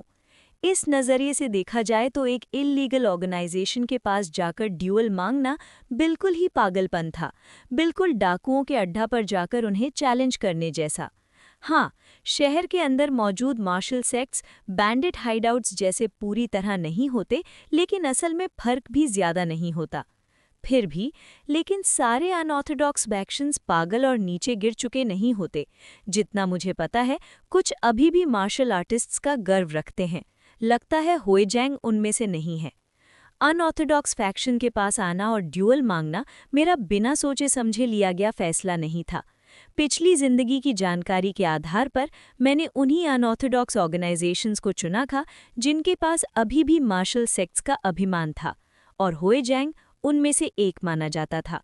ट्विच। मेरी बात सुनते ही होएजैंग के लीडर की भौहें हल्की सी फड़कीं। गर्व से पेट नहीं भरता, गंदे काम ना करने से कोई सेक्ट अमीर नहीं बनता। मुझे क्या लगता है इसका तुम पर कोई असर नहीं पड़ेगा, मैंने शांत लहजे में कहा। लेकिन जिन लोगों के पास मिनिमम प्राइड भी नहीं होता, वो जिंदगी भर एक ही जगह अटक जाते हैं। सभी ने चुप साध ली। मैं ये सब इसलिए कह पाया क्योंकि मुझे पता था कुछ सालों बाद होएजैंग एक राइचस सेक्ट बनने वाली थी। फिर भी इससे कुछ नहीं बदलता, फैक्शन लीडर ने ठंडे स्वर में कहा। इस इलाके की सबसे बड़ी ताकत होने के नाते हमें उस बेवकूफ़ का ख्याल रखना होगा जो हमारे सामने ड्यूअल मांगने आ गया। Click click click click click. First Elder को छोड़कर होएजैंग के 10 एल्डर्स मुझे घेर कर खड़े हो गए। दूसरी लगातार लड़ाई शुरू करते हैं। बड़ी अच्छी बातें करते हो। 10 के खिलाफ 1। अनऑर्थोडॉक्स लोगों की सोच बिल्कुल ही बकवास थी, लेकिन वैसे भी मैं यहीं के लिए तो आया था। मैं मुस्कुराया और अपनी तलवार 10 एल्डर्स की तरफ सीधी कर दी। आओ, मैं सबको स्वीकार करता हूँ। और इस तरह ड्यूअल शुरू हुआ। सैक्योंग शहर में एक जवान मार्शल आर्टिस्ट का नाम धीरे धीरे फैलने लगा। उसने अनऑर्थोडॉक्स फैक्शन होएजैंग के पास जाकर ड्यूअल मांगा और लोगों के लिए वो मजाक का विषय बन गया। इल्लीगल ऑर्गेनाइजेशन के साथ ड्यूअल, ये तो बिल्कुल डाकुओं के अड्डा को चैलेंज करने जैसा था। सबको पूरा यकीन था कि अगले दिन उस जवान मार्शल आर्टिस्ट की लाश मिलेगी। एक दिन बीता, लोगों ने कहा मर गया होगा। 2 दिन बीते, अफवाह फैली कि होएजैंग ने उसे मारकर अपनी जमीन के नीचे दफना दिया। तीसरे दिन लोगों ने उस जवान मार्शल आर्टिस्ट के लिए शोक मना लिया, लेकिन तीसरे दिन की शाम वो जवान मार्शल आर्टिस्ट खून से लथपथ होएजैंग के स्ट्रॉन्ग होल्ड से बाहर आ गया। उसने सीधा एक इन में जाकर नूडल्स और डम्पलिंग्स मंगवाए, खाया और तुरंत अगले सेक्ट के पास ड्यूअल मांगने चला गया। बाद में पता चला होएजैंग ने उसके साथ एंडलेस कंटिन्यूअस बैटल्स की थीं। दर्जनों फाइटर्स ने बिना रुके दिन रात बारी बारी से उससे लड़ाई की। 3 दिन और 3 रात तक वो सबसे लड़ा और सबको हराकर वहां से जिंदा निकल गया। नूडल्स खाने के तुरंत बाद वो फिर किसी और सेक्ट को चैलेंज करने चला गया। सैक्योंग शहर में उसके पागल भरे कारनामे मशहूर हो गए और लोगों ने उसे एक नाम दिया, इन्फिनिट फाइटिंग स्पिरिट से इनह्यून। हाँ, वो मैं ही था। सैक्योंग शहर के 33 छोटे सेक्ट्स घूमकर एक इन में नूडल्स खाते हुए मैंने अपने अनुभवों पर सोचा। राइचस फैक्शंस के साथ ड्यूअल मुझे इतना थकाते भी नहीं जितना अनऑर्थोडॉक्स वाले। होएजैंग के आखिरी मुकाबले में मैं सच में मरते मरते बचा था। वो बेशर्म जानवर ताइक जेओग्यब जो पहले मुझसे हार चुका था, मेरी थकान देखकर दोबारा अरीना में लौट आया था। जब उनकी नीच हरकतें बिल्कुल खुल्लम खुल्ला हो गई तो मैंने भी गंदे तरीके अपना लिए। तलवार साफ करने का बहाना करके मैंने उस पर जहरीली जड़ी बूटियों का पॉइजन लगा दिया। पिछली जिंदगी में जब मैं वुलन अलायंस का चीफ स्ट्रैटेजिस्ट बना था, तब मैंने मेडिसिन पढ़कर एक टॉप क्लास फिजिशियन का दर्जा हासिल किया था। मैं फाइटिंग ड्रैगन स्ट्रॉन्गहोल्ड के मेडिकल हॉल में भी काम कर चुका था। और जो एक टॉप क्लास फिजिशियन होता है, वो एक टॉप क्लास पॉइजनर भी होता है। इलाज और कत्ल के बीच की रेखा बहुत पतली होती है। पॉइजन के साथ लड़ना काफी आसान हो गया। जैसे ही मेरी जहरीली तलवार किसी होएजैंग फाइटर को छू जाती, वो तुरंत मुंह से झाग निकालते हुए गिर पड़ता। आखिरकार होएजैंग ने भी मुझ पर पॉइजन का इस्तेमाल शुरू कर दिया। लेकिन मैं एक टॉप क्लास फिजिशियन था। उनके सस्ते और बेसिक जहर मुझे कुछ नहीं कर सकते। उनके सारे पॉइजन मेरे पहले से तैयार एंटीडोट्स और मेडिसिन से आसानी से न्यूट्रलाइज हो जाते। गुस्से से पागल होकर होएजैंग के लीडर ने सारे फाइटर्स इकट्ठा करके मुझे 3 दिन और 3 रात तक बंदी बनाकर रखा। वो बूढ़ा सच में पागल था। लगता था जैसे वो लोग मुझे मारने के लिए इन्फिनिट क्लोन्स भेज रहे हों। आखिर में जब उन्हें लगातार हार का एहसास हुआ तो उन्होंने स्पीयर्स और एरोज के साथ प्रॉपर बैटल फॉर्मेशंस बनाकर मुझ पर हमला किया। अगर मैंने हॉस्टेजेस ना लिए होते तो मैं सच में मर ही जाता। आखिरकार मुझे अपनी जान बचाने के लिए होइजेंग के लीडर पर सीधा झपटा मारना पड़ा, उसे दबाकर हॉस्टेज बनाना पड़ा। लेकिन ये भी काफी नहीं था। होइजेंग के एल्डर्स ने अपने ही लीडर की हालत को नजरअंदाज कर दिया और फिर भी मेरी मौत के हुक्म देते रहे। आखिरी दिन मुझे पूरी फैक्शन से अकेला लड़ना पड़ा। अगर मैंने पॉइजन, हॉस्टेजेस, स्टिमुलेंट्स और नारकोटिक्स का इस्तेमाल ना किया होता तो मैं कब का मर चुका होता। आखिरी दिन मैं इतना थक चुका था कि स्टिमुलेंट्स को पागलों की तरह निगलने लगा। होइजेंग से निकलने के बाद भी उन स्टिमुलेंट्स का असर बाकी था। इतना ज्यादा कि मैं बिना किसी दिक्कत के एक और राइटिस सेक्स के पास जाकर ड्यूअल मांग सकता था।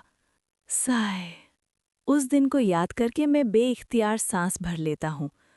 होइजेंग अकेला ऐसा नहीं था, बाकी अनऑर्थोडॉक्स सेक्ट्स भी लगभग वैसे ही थे।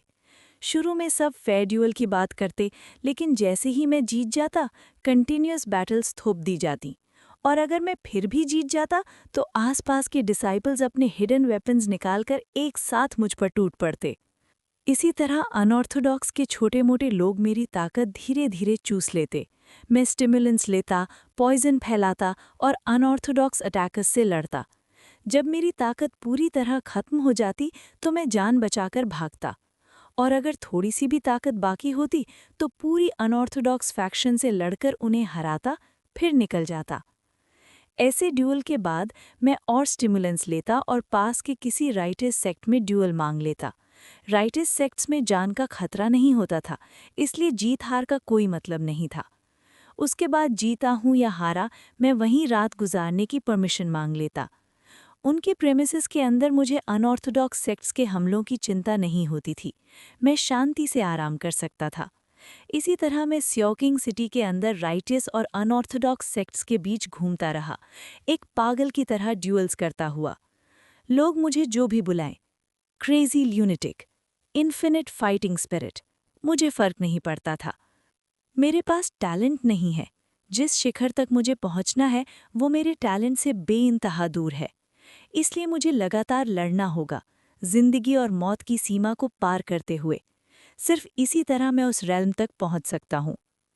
टैलेंट के बिना किसी दीवार को कैसे तोड़ा जाता है? पागल बनकर। अगर टैलेंट नहीं है तो पागलपन होना चाहिए। सिर्फ तभी एक डाला आदमी एक जीनियस के देखे हुए आसमान को देख सकता है।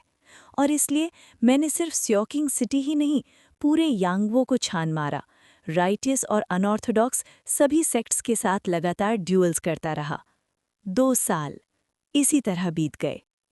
काफी वक्त बाद मैं उस पहले घर पर पहुंचा पहाड़ों के बीच जहां किम योंग हुन से मिलने का वादा किया था। पिछले 2 सालों में मेरी रेपुटेशन पूरे यांगवो में फैल गई, खासकर स्योकिंग सिटी के सेक्ट्स में मचाए गए हंगामे के बाद। यहाँ तक कि स्योकिंग सिटी के 4 स्टार्स 3 डीमंस ने मुझे रिक्रूट करने की कोशिश की, जिसे मैंने सीधे मना कर दिया। किसी ऑर्गेनाइजेशन का हिस्सा बनना मतलब पर्सनल टाइम खोना, और मेरे जैसे लिमिटेड टैलेंट के साथ ये पिनिकल की दीवार तोड़ने से मुझे हमेशा के लिए रोक देता।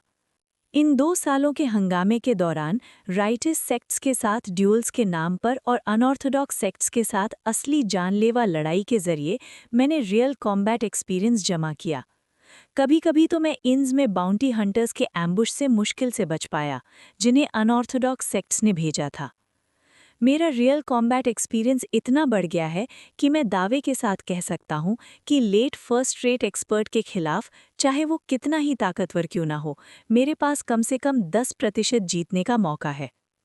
फिर भी अभी तक मैं पिनकी रेल्म की दीवार भी नहीं देख पाया, चढ़ना तो दूर की बात है। आखिर मुझे और क्या करना होगा इस पिनिकल रेल्म तक पहुंचने के लिए? सांस भरते हुए मैं घर के अंदर गया, किम योंग हुन से मिलने के लिए। हा हा हा, देखो तो कौन आया है, अगर मशहूर इन्फिनिट फाइटिंग स्पिरिट सर योन युन नहीं तो। उसने मार्शल आर्ट्स के अंदाज में मेरा स्वागत किया। मुझे भी प्रसन्नता है आपसे मिलकर, मशहूर योंगहुन, मैंने सल्यूट देते हुए कहा। ये योंगहुन के टाइटल मुझे कभी जमता ही नहीं। इस दुनिया को क्या हो गया है, कोई किम क्लैन ही नहीं। अगर योंगहुन पसंद नहीं तो गुमहुन बुला ले, मैंने मजाक में कहा। चिस्क, बिल्कुल नहीं। उसमें क्या बुरा है योंगहुन, 3 महायोद्धाओं में से एक, एब्सोल्यूट माउंटेन सेबर। सच ही तो था। किम योंग-हुन, जिसने रिकॉर्ड ऑफ गेजिंग कल्टीवेशन और एक्सीडिंग मार्शल आर्ट्स को मास्टर कर लिया था, इस जिंदगी में सिर्फ 2 साल के अंदर ही 3 ग्रेट वॉरियर्स में शामिल हो चुका था। पिछली जिंदगी से भी तेज ग्रो किया है। क्या इस जिंदगी का किम योंग-हुन किसी कल्टीवेटर को हरा सकता है? उसकी मार्शल आर्ट्स, जो पिछले जन्म के किम योंग-हुन के पूरे जीवन के एनलाइटनमेंट का नतीजा थी, पहले से भी तेज रफ्तार से मजबूत हो रही थी। शायद, हाँ, शायद वो और भी ज्यादा ताकतवर बन सकता है। बहुत बातें हो गई, बहुत दिन बाद मिले हैं, चलो ड्यूल करते हैं। हा, 3 महायोद्धाओं में से एक के ब्लेड का सामना करना मेरे लिए गौरव की बात है।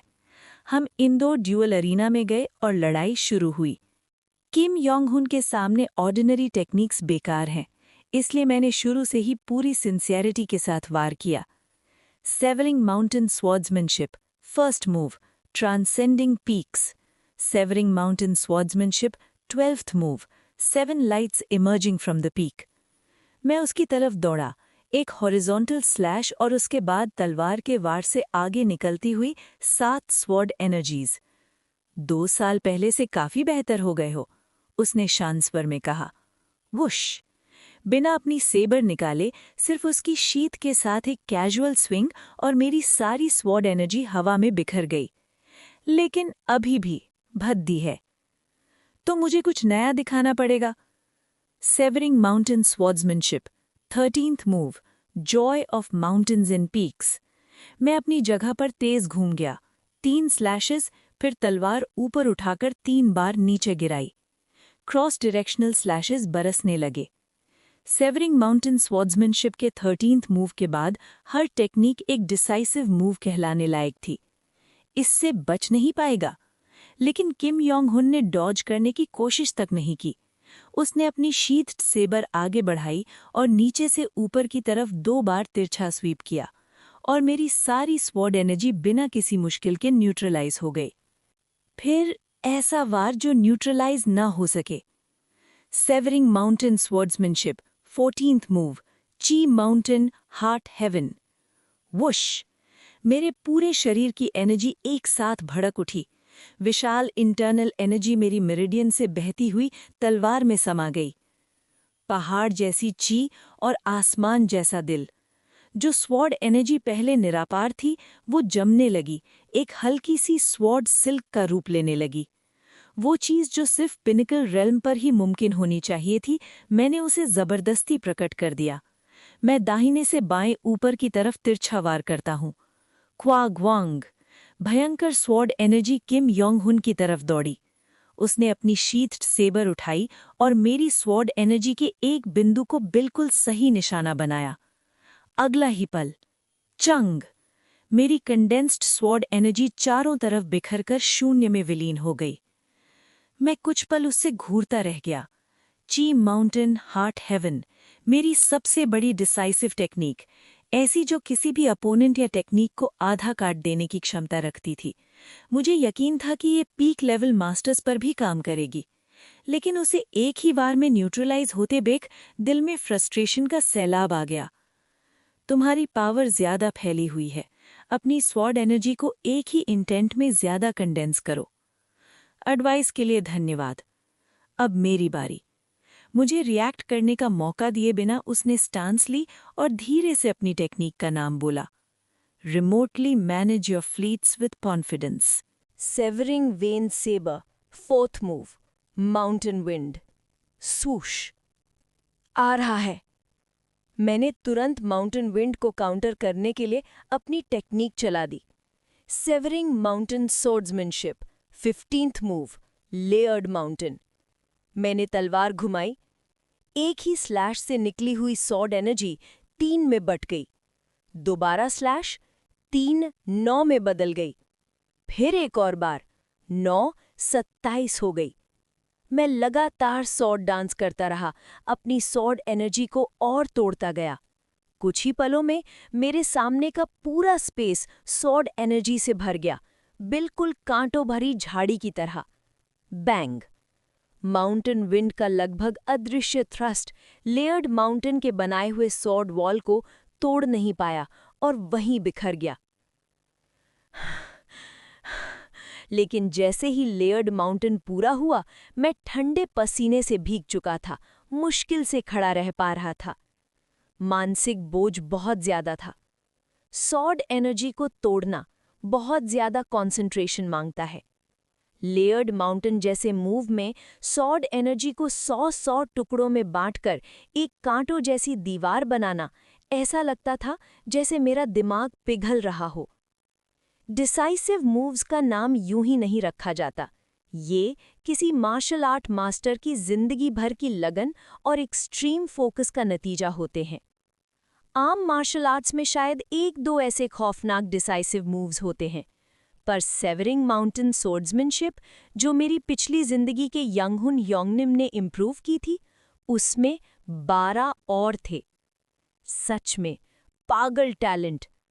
पर इसका मतलब ये भी था कि जैसे ही मैं 12वें मूव के बाद का कोई टेक्निक यूज करता, मेरी पूरी बॉडी पर थकान टूट पड़ती। इफेक्टिव था, हाँ, पर बेइंतहा एग्जॉस्टिंग। इसी फ्लो के साथ मैंने अगला मूव चला दिया और किम यंग हुन पर टूट पड़ा। Severing mountain swordsmanship, 16th move, mountain tiger. नीचे बाएं से ऊपर दाएं, नीचे दाएं से ऊपर बाएं, 4 बार हर तरफ से। कुल मिलाकर 8 स्लैशेस एक साथ उसकी तरफ बरसे। ये 9th मूव लैंडस्केप पेंटिंग जैसा था, जिसमें स्लैशेस हर दिशा में बिखरते हैं, लेकिन माउंटेन टाइगर में सारी ताकत एक ही बिंदु पर कॉन्सेंट्रेट होती है। हर एक स्लैश को बिल्कुल सही जगह पर मिलना पड़ता था। ये बहुत ज्यादा कॉन्सेंट्रेशन मांगता था। तुम्हारा लोअर बॉडी खुला हुआ है। किम यंग हुन ने लो स्टांस लेते हुए मेरे पैरों को टारगेट किया और माउंटेन टाइगर को पूरी तरह तोड़ दिया। होम! कुग! उसकी शीथ्ड सेबर से लगकर मैं जमीन पर गिर गया। लगता है मैं जीत गया। हाँ, मुबारक हो। मैंने तलवार शीध की और उठकर उसे धन्यवाद दिया।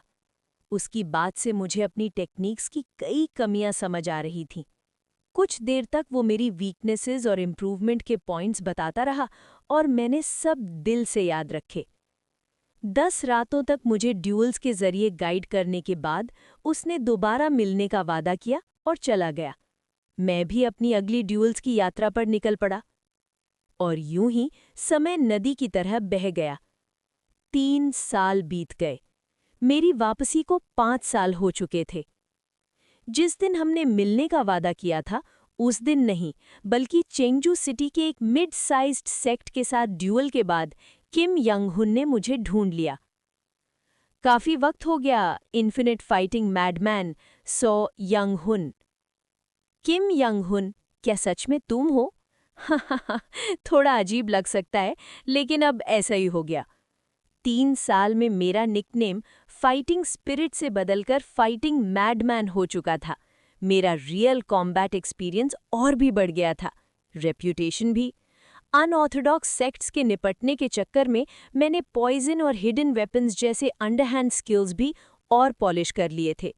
मेरे शरीर पर बीते सालों के निशान, स्कार्स, मेरे अनुभव की गवाही दे रहे थे। लेकिन मेरी मार्शल आर्ट्स लेवल वहीं का वहीं था, late first rate. Pinnacle realm की दीवार अभी भी कहीं नजर नहीं आ रही थी। लेकिन जो किम यांग हुन मेरे सामने खड़ा था, वो बिल्कुल बदल चुका था। उसका चेहरा एक 20 साल के जवान जैसा था। रिजुविनेशन? इसका मतलब वो पहले ही 5 energies converging to the origin के रेल्म में पहुंच चुका था, जवानी की पुनर्प्राप्ति का स्टेट। मेरे दिल में हल्की सी खालीपन की फीलिंग उठी। कोई सालों की जानलेवा लड़ाई के बाद भी मुश्किल से आगे बढ़ता है, और कोई सिर्फ अपना जन्मजात टैलेंट एक्टिवेट करके अगले रेल्म में पहुंच जाता है। वो हंसा। 5 एनर्जीज में पहुंचते ही बॉडी रिजुविनेट हो गई। मैं अब 3 flowers gather at the summit से बिल्कुल अलग रेल्म में हूं। तो फिर यहाँ कैसे? हम तो पिछले साल ही मिले थे। हमारा प्लान था 2 साल बाद मिले, फिर 2 साल बाद मिले, हर बार मिले, और अभी सिर्फ 1 साल ही बीता था। 5 एनर्जीज तक पहुंचने के बाद मैं पूरे यांगवो में घूमा, मेजर सेक्ट्स को चैलेंज किया, और एक बात समझ आई। क्या? ये कि यांगवो में मार्शल आर्ट्स के एब्सोल्यूट पर मैं पहुंच गया हूं। कोई भी मेरी ताकत का एक हिस्सा भी मैच नहीं कर पा रहा। फिर उसने धीरे से कहा, इसलिए सोचा अब जब मैं टॉप मार्शल आर्टिस्ट हूं तो एक सेक्ट या ऑर्गेनाइजेशन शुरू करूं। अगर तुम चाहो तो मैं तुम्हें एक पोजीशन ऑफर कर सकता हूं। मैं अभी जैसे हूं ठीक हूं। लगता था वो धीरे धीरे वुलन अलायंस लीडर सिंड्रोम में फंस रहा है। अगर मैं हाँ कर देता तो शायद मुझे एडवाइजर या किसी डिवीजन का हेड बना दिया जाता, ऑर्गेनाइजेशनल काम में फंस जाता। इस जिंदगी में मेरी रेप्यूटेशन और स्किल्स पिछली जिंदगियों से भी ज्यादा थीं, इसलिए ऑर्गेनाइजेशन चलाना मेरे लिए आसान होता। लेकिन मैं अपना समय बर्बाद नहीं कर सकता। जब एक जीनियस 5 साल में 5 एनर्जीज तक पहुंच जाता है तो मेरे जैसे डल आदमी के लिए हर पल, हर सेकंड अनमोल है। पिनकल तक पहुंचने के लिए मुझे एक भी पल गंवाना अलाउड नहीं। मेरी सीधी मनाही सुनकर किम यंग हुन ठंडी सांस लेकर उदास सा चला गया।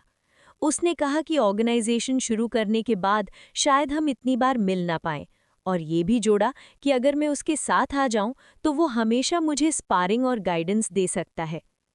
चाहे कंडीशंस कितनी भी अच्छी हों, इस बार मैं ज्वाइन नहीं करूंगा। पिछली जिंदगियों में मुझे उससे अनगिनत गाइडेंस और स्पारिंग मिल चुकी थी। अब जो मुझे चाहिए वो है असली, खून से भरी रियल कॉम्बैट एक्सपीरियंस। खुद यंग हुन योंगनिम ने पिछली जिंदगी में मुझे सलाह दी थी कि लेट फर्स्ट रेट पर पहुंचने के बाद काउंटलेस रियल बैटल से गुजरना। इस वक्त उसके साथ जुड़ना मेरे लिए नुकसान होता, इसलिए मैंने फैसला किया कि इस जिंदगी में मैं उसे दूर से देखूंगा और अपनी एंडलेस ड्यूअल्स का सिलसिला जारी रखूंगा। Chapter 15 Talent Abandoned by the Heavens 3 मैं मेन केव में छुपकर बारिश की आवाज़ सुन रहा था। 15 साल, बस पल भर में 15 साल बीत गए। किम योंग हुन ने वुलन अलायंस बनाया और पहला लीडर बन गया। 3 सालों में उसने पूरे यांगो की मार्शल वर्ल्ड को अपने कंट्रोल में ले लिया, स्ट्रॉन्गेस्ट अंडर हेवन का टाइटल लेकर। केओटिक राइचियस सेक्ट्स को स्टेबलाइज किया और कई मार्शल आर्टिस्ट्स ने उसकी तारीफ की। लेकिन कुछ सालों के बाद वो वुलन अलायंस के काम से दूर हो गया, किसी और चीज़ में उलझा रहा। शायद कल्टिवेटर्स उसके पीछे आ गए थे। कल्टिवेटर्स के पावर से शॉक होकर वो शायद रिकॉर्ड ऑफ गेजिंग कल्टिवेशन और एक्सीडिंग मार्शल आर्ट्स का यूज़ करके उनसे निपट रहा था। उसके अलायंस लीडर बने 5वें साल में अचानक ही उसने रिटायरमेंट ले ली और पहाड़ों में गायब हो गया। मुझे लगभग समझ आ गया, वो शायद छुपकर कल्टिवेटर्स और पूरे मार्शल वर्ल्ड के शैडो स्कीमर्स से निपटने गया होगा। दूसरे साल किम योंग हुन का कोई खबर नहीं था। क्या वो मर गया, या जैसे पिछली जिंदगियों में वो अभी भी जिंदा है और कल्टिवेटर्स के पीछे लगातार भाग रहा है? अजीब बात ये थी कि मुझे लगता था कि अगर वो मर भी गया मुझे ज़्यादा दुख नहीं होगा। क्यों? 15 साल के रिलेंटलेस ड्यूलिंग के बाद जैसे मेरे चेहरे पर स्कार्स है, शायद मेरे दिल पर भी स्कार्स बन गए होंगे। इन स्कार्स के अंदर वो मेरी जिंदगी में एक हल्के से एग्जिस्टेंस बन गया होगा। इन 15 सालों में जैसे जैसे मेरी बॉडी और दिल बदला, मेरी निकनेम भी बदली। इन्फिनिट फाइटिंग मैडमैन से इन्फिनिट फाइटिंग मॉन्स्टर बन गई। लेकिन बाकी कुछ भी नहीं बदला। मैं अब भी late first rate martial artist था और पिनिकल रेल्म अभी भी दूर था। फिर भी कितना और? मैं मर्की स्काई पर चिल्लाया, बारिश में भीगकर अजीब सी सफोकेशन महसूस करते हुए। कितना और स्वॉर्ड स्विंग करना पड़ेगा? कब काफ़ी होगा? क्यों कुछ लोग स्वॉर्ड स्विंग करते ही एनलाइटनमेंट पा लेते हैं और कुछ सिर्फ स्कार्स ले जाते हैं? स्काई ने कोई जवाब नहीं दिया। वापस आने के से 20 साल मैं लड़ता मरता ट्रेन करता रहा, नॉन स्टॉप। एक पल भी तलवार नहीं छोड़ी। लेकिन कब मुझे एक्नॉलेज करोगे? एक पल का एनलाइटनमेंट भी क्यों नहीं मिलता? आह! मैंने पागलपन में स्काई पर चिल्लाया, पर फिर भी स्काई सिर्फ बारिश गिरा रहा था। थोड़ी देर बाद मेरी खुद की चीख मेरे कान में वापस गूंजने लगी। मुझसे गलती हुई, ये मेरी ही गलती है। रिटर्न के पहले दिन मैंने फॉक्स का सामना करने के डर से अपनी तलवार गिरा दी। अगर तब मैं आगे बढ़ता तो शायद उसी दिन पिनिकल रेल्म तक पहुंच जाता, पर उस एनलाइटनमेंट को ग्रास्प ना कर पाने के कारण मैं अब भी जैसे पत्तों के पीछे भागता हुआ स्वॉर्ड हूं, अब भी इस रेल्म में अटका हुआ। सुबह को वे सीखने के लिए और शाम को डेथ से कंटेंट होने के लिए, यही वजह है कि मैं उस पल को चेरिश नहीं कर पाया। क्रैक! मैंने दांत कसकर तलवार निकाली और सेवरिंग माउंटेन स्वॉर्ड्समैनशिप प्रैक्टिस करना शुरू किया। ओवर एंड ओवर जो स्वॉर्ड स्ट्रोक्स मैंने काउंटलेस टाइम्स एग्जीक्यूट किए वो हाथों से फ्लो हो गए। मूव्स और सीक्रेट टेक्निक्स फर्स्ट से 24th तक सब आ गए।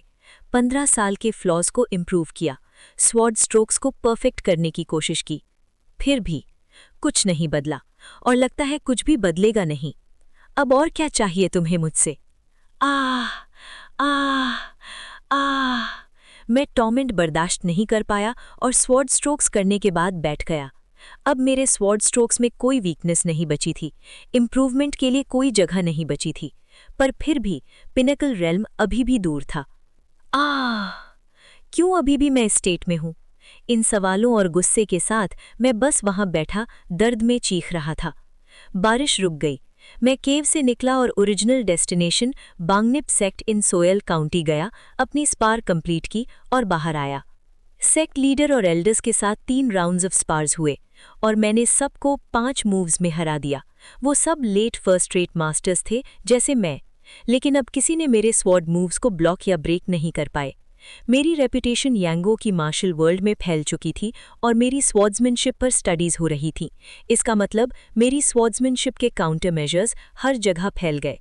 मैंने उन सब मार्शल आर्टिस्ट्स को ढूंढा जिन्होंने काउंटर मेजर डिस्कवर किया था और उनसे ड्यूल किया, सिर्फ ताकि काउंटर मेजर्स डेवलप करूं। इस तरह मेरे स्वॉर्ड्समैनशिप के फ्लॉज ग्रेजुअली डिसअपियर हो गए और आज मेरी सेवरिंग माउंटेन स्वॉर्ड्समैनशिप लगभग फ्लॉलेस हो गई। Even peak masters of the major sects praised my evolved swordsmanship. पर फिर भी मैं पीक मास्टर्स के लेवल तक नहीं पहुंच पाया। मैंने उनसे ड्यूअल किया और फिर भी मेरे नियर फ्लॉलेस स्वॉर्ड्समैनशिप के बावजूद मैं उन्हें हरा नहीं पाया। पॉइजन और हिडन वेपन्स डिप्लॉय करना भी बेकार था। काउंटर मेजर्स के बावजूद पीक मास्टर्स एफर्टलेसली मेरे स्वॉर्ड मूव्स को डिसमेंटल कर देते जैसे ही मैं एग्जीक्यूट करता। मुझे काउंटर मेजर्स डिप्लॉय करने का मौका नहीं मिलता और मैं हर ड्यूल में इनेविटेबल डिफीट हो जाता। फर्स्ट रेट और पीक मास्टर्स के बीच का बैरियर एग्जैक्टली क्या है? इतनी डिफीट्स के बावजूद मैं अब भी नहीं समझ पाया कि पिनिकल रेल्म तक पहुंचने के लिए क्या चाहिए। मैंने सब कुछ ट्राई किया, ओल्ड मार्शल आर्ट्स नॉवेल से पढ़े गए टेक्निक्स, इंटरनल एनर्जी हर ब्लड वेसल में सर्कुलेट करना, एक्सटर्नल स्किल्स प्रैक्टिस करना, नॉन ह्यूमन बीस्ट से लड़ना। फिर भी मैं एक फर्स्ट रेट मार्शल आर्टिस्ट ही रहा। मुझे पिनिकल रेल्म क्या है इसका कोई आइडिया नहीं था। मेरी इंटरनल एनर्जी की स्ट्रेंथ डीप हुई, ट्रिक्स का एरे बढ़ा, स्वॉर्ड्समैनशिप और पावरफुल हुई और फेम थोड़ी और बढ़ी। वो खुद नहीं बनेगा तो क्या करना चाहिए? सब कुछ ट्राई करो नए रास्ते ढूंढने के लिए। तभी मुझे समझ आया कि ये कौन है। ये डिस्क्रिप्शन आपकी करंट स्टेट ऑफ माइंड के लिए सही है? हाँ ग्रेट मास्टर, मैं समझ नहीं पा रहा कि वुलन अलायंस के फर्स्ट लीडर जैसे आप जैसे इंसान की फीलिंग्स समझ सकते हैं। वो किम यंग हुन था, जिसे मैंने 15 साल से नहीं देखा था। उसने अपना बैम्बू हैट उतारा, हल्की सी मुस्कान के साथ। उसका चेहरा थोड़ा सा हैगर्ड लग रहा था। काफी टाइम हो गया इनहुन? हाँ, सच में। हमने हल्का सा हंसना शेयर किया और ड्रिंक्स ऑर्डर किए। तुमने ये सारे साल क्या किया? इस दुनिया में कुछ बीइंग्स हैं जिसे हम कल्टिवेटर्स कहते हैं। जैसे पहली बार इस दुनिया में आने पर हमने आसमान में उड़ते मॉन्स्टर्स देखे थे। उसने मुझे अपने कल्टिवेटर से लड़ने के एक्सपीरियंसेस बताए। मैं क्यू बिल्डिंग स्टेज के कल्टिवेटर से अपनी मार्शल आर्ट से निपट सकता था, लेकिन कोर फॉर्मेशन स्टेज के लोग वो डिजास्टर्स जैसे थे। एक कोर फॉर्मेशन कल्टिवेटर से मैं बस हाथ काटकर बच पाया। मैंने कुछ अलग नोटिस किया जो पिछली जिंदगियों में नहीं था। वो कोर फॉर्मेशन कल्टिवेटर से एस्केप हुआ। पिछली जिंदगियों में वो सीधा हार जाता था, पर इस बार आउटकम अलग था। वो सक्सेसफुली कोर फॉर्मेशन कल्टिवेटर से बच गया था। रिकॉर्ड ऑफ गेजिंग कल्टिवेशन और एक्सीडिंग मार्शल आर्ट्स के थ्रू उसने अपनी पिछली जिंदगी के लिमिट्स क्रॉस कर लिए, और वो भी कम से कम 20 साल पहले। मेरा दिल तेज धड़कने लगा। शायद इस जिंदगी में मार्शल आर्टिस्ट सच में कल्टिवेटर्स को हरा सकते हैं। मैंने अपनी हल्की एक्साइटमेंट के साथ उसे एनकरेज किया। ग्रेट मास्टर, आप जरूर कोर फॉर्मेशन कल्टिवेटर्स को हरा देंगे। देखा जाएगा। वो थोड़ा पेसिमिस्टिक लग रहा था, पर मेरी नज़र में ये पूरी तरह से मुमकिन था। आखिर उसका मार्शल टैलेंट सच में हेवन का गिफ्ट था। मुझसे अलग, हेवन द्वारा दिया गया टैलेंट, और मेरा हेवन द्वारा छोड़ा गया टैलेंट। यही फ़र्क है मेरे और उसके बीच। मैं शायद पिनिकल रेल्म तक नहीं पहुंचूंगा, पर वो ज़रूर इस जिंदगी में हायर रेल्म डिस्कवर करेगा। तुम्हारी बातें मेरे चेहरे पर सोने की तरह हैं इनहुन। शायद तुम ये इसलिए मानते हो क्योंकि तुमने कोर फॉर्मेशन कल्टिवेटर का पावर नहीं देखा। वैसे आज मैं इसलिए नहीं आया। फिर क्यों आए? बस एक विल तुम्हारे पास छोड़ने। क्या? उसका एक्सप्रेशन सीरियस हो गया। फ्यूचर में मैं कोर फॉर्मेशन कल्टिवेटर्स को चैलेंज करूंगा। इन चैलेंजेस के थ्रू मैं अपनी टैलेंट्स को एक्सट्रीम तक ले जाऊंगा, और मार्शल आर्टिस्ट्स के लिए एक रास्ता ढूंढूंगा कि वो कल्टिवेटर्स को कैसे फेस कर सकते हैं। मैं प्रूव करूंगा कि मार्शल आर्ट्स हमारी दुनिया की और भी ऊपर जा सकती है। इस प्रोसेस में मेरी जिंदगी काफ़ी अनस्टेबल हो जाएगी। अगर मैं जिंदा रहा तो मैं हर 5 साल बाद तुम्हारे पास आकर इनसाइट्स दूंगा जो मैं सर्वाइव करने के बाद सीखूंगा। थंप। उसने मुझे एक बुक दिया बिना टाइटल के। इसमें वो इनसाइट्स हैं जो मैंने कोर फॉर्मेशन कल्टिवेटर से बचने के दौरान सीखे। मैंने रिकॉर्ड ऑफ गेजिंग कल्टिवेशन और एक्सीडिंग मार्शल आर्ट्स में कुछ कंटेंट ऐड किया। इस बुक को सेफ रखो और फ्यूचर जेनरेशंस को पास करो, ताकि एक दिन हमारे डिसेंडेंट्स उन कल्टिवेटर्स के सामने खड़े हो सके जो आसमान में ह्यूमंस की बॉडीज में घूमते हैं। उनके लिए रास्ता प्रिपेयर करो। यही विल मैं तुम्हें दे रहा हूँ। मैं इसे सेफ रखूंगा। शुक्रिया। उसने हल्की मुस्कान के साथ ड्रिंक सिप किया और खड़ा हो गया। लगता है तुम भी फ्रस्ट्रेटेड हो। लेट फर्स्ट रेट से पीक तक नहीं पहुंच पा रहे। डायरेक्ट ट्रेनिंग शायद अब मीनिंगलेस हो। मैं तुम्हें एक टास्क देता हूँ। पूरे दिन स्वॉर्ड एनर्जी मेंटेन करने की कोशिश करो, शायद मदद मिले। शुक्रिया। मैंने उसको फिस्ट एंड पाम सैल्यूट के साथ रिस्पेक्ट दिया। कुछ ही देर बाद किम यंग हुन पूरी तरह से गायब हो गया। न फ्लाई करके, न कोई एक्स्ट्रा ऑर्डिनरी मेथड से, बस एक मिराज की तरह वैनिश हो गया। बिल्कुल जैसे लास्ट इमेज जो मैंने यंग हुन यंगनिम की पिछली जिंदगी में देखा था। वो अब उस रेल्म में पहुंच गया था जो मैंने पिछली जिंदगी में देखा था। शायद इस जिंदगी में वो सच में मार्शल आर्टिस्ट्स के लिमिट्स को क्रॉस कर सकता है। मैंने आसमान की तरफ देखा। बारिश के बाद भी क्लाउड्स ठीक हो रहे थे और थोड़े ब्लू पैचेस पीक कर रहे थे। हाँ, मैं भी परसिवियर करता रहूंगा। 6 महीने बीत गए किम यंग हुन और मेरी मुलाकात के। वुश! मैं उस टास्क को कर रहा था जो उसने दिया था, पूरे दिन स्वॉर्ड एनर्जी मेंटेन करना, लेकिन इवेंचुअली मुझे रिलीज करना पड़ा क्योंकि कंसंट्रेशन इतनी थक गई थी। पूरे दिन स्वॉर्ड एनर्जी मेंटेन कैसे करूं? ये सिर्फ इंटरनल एनर्जी का इशू नहीं है, स्वॉर्ड एनर्जी का फंडामेंटल रिक्वायरमेंट है। स्वॉर्ड के साथ यूनिटी रीच करना, मतलब पूरे दिन स्वॉर्ड के साथ यूनिटी मेंटेन करना। इवन अनऑर्थोडॉक्स सेक्ट के मेंबर्स के साथ फाइट करने के कंपैरिजन में ये स्टेट मेंटेन करना मुश्किल है। थियोरी में पॉसिबल था, स्वॉर्ड के साथ वन होना मतलब स्वॉर्डशिप को पूरी तरह से इंटरनलाइज करना।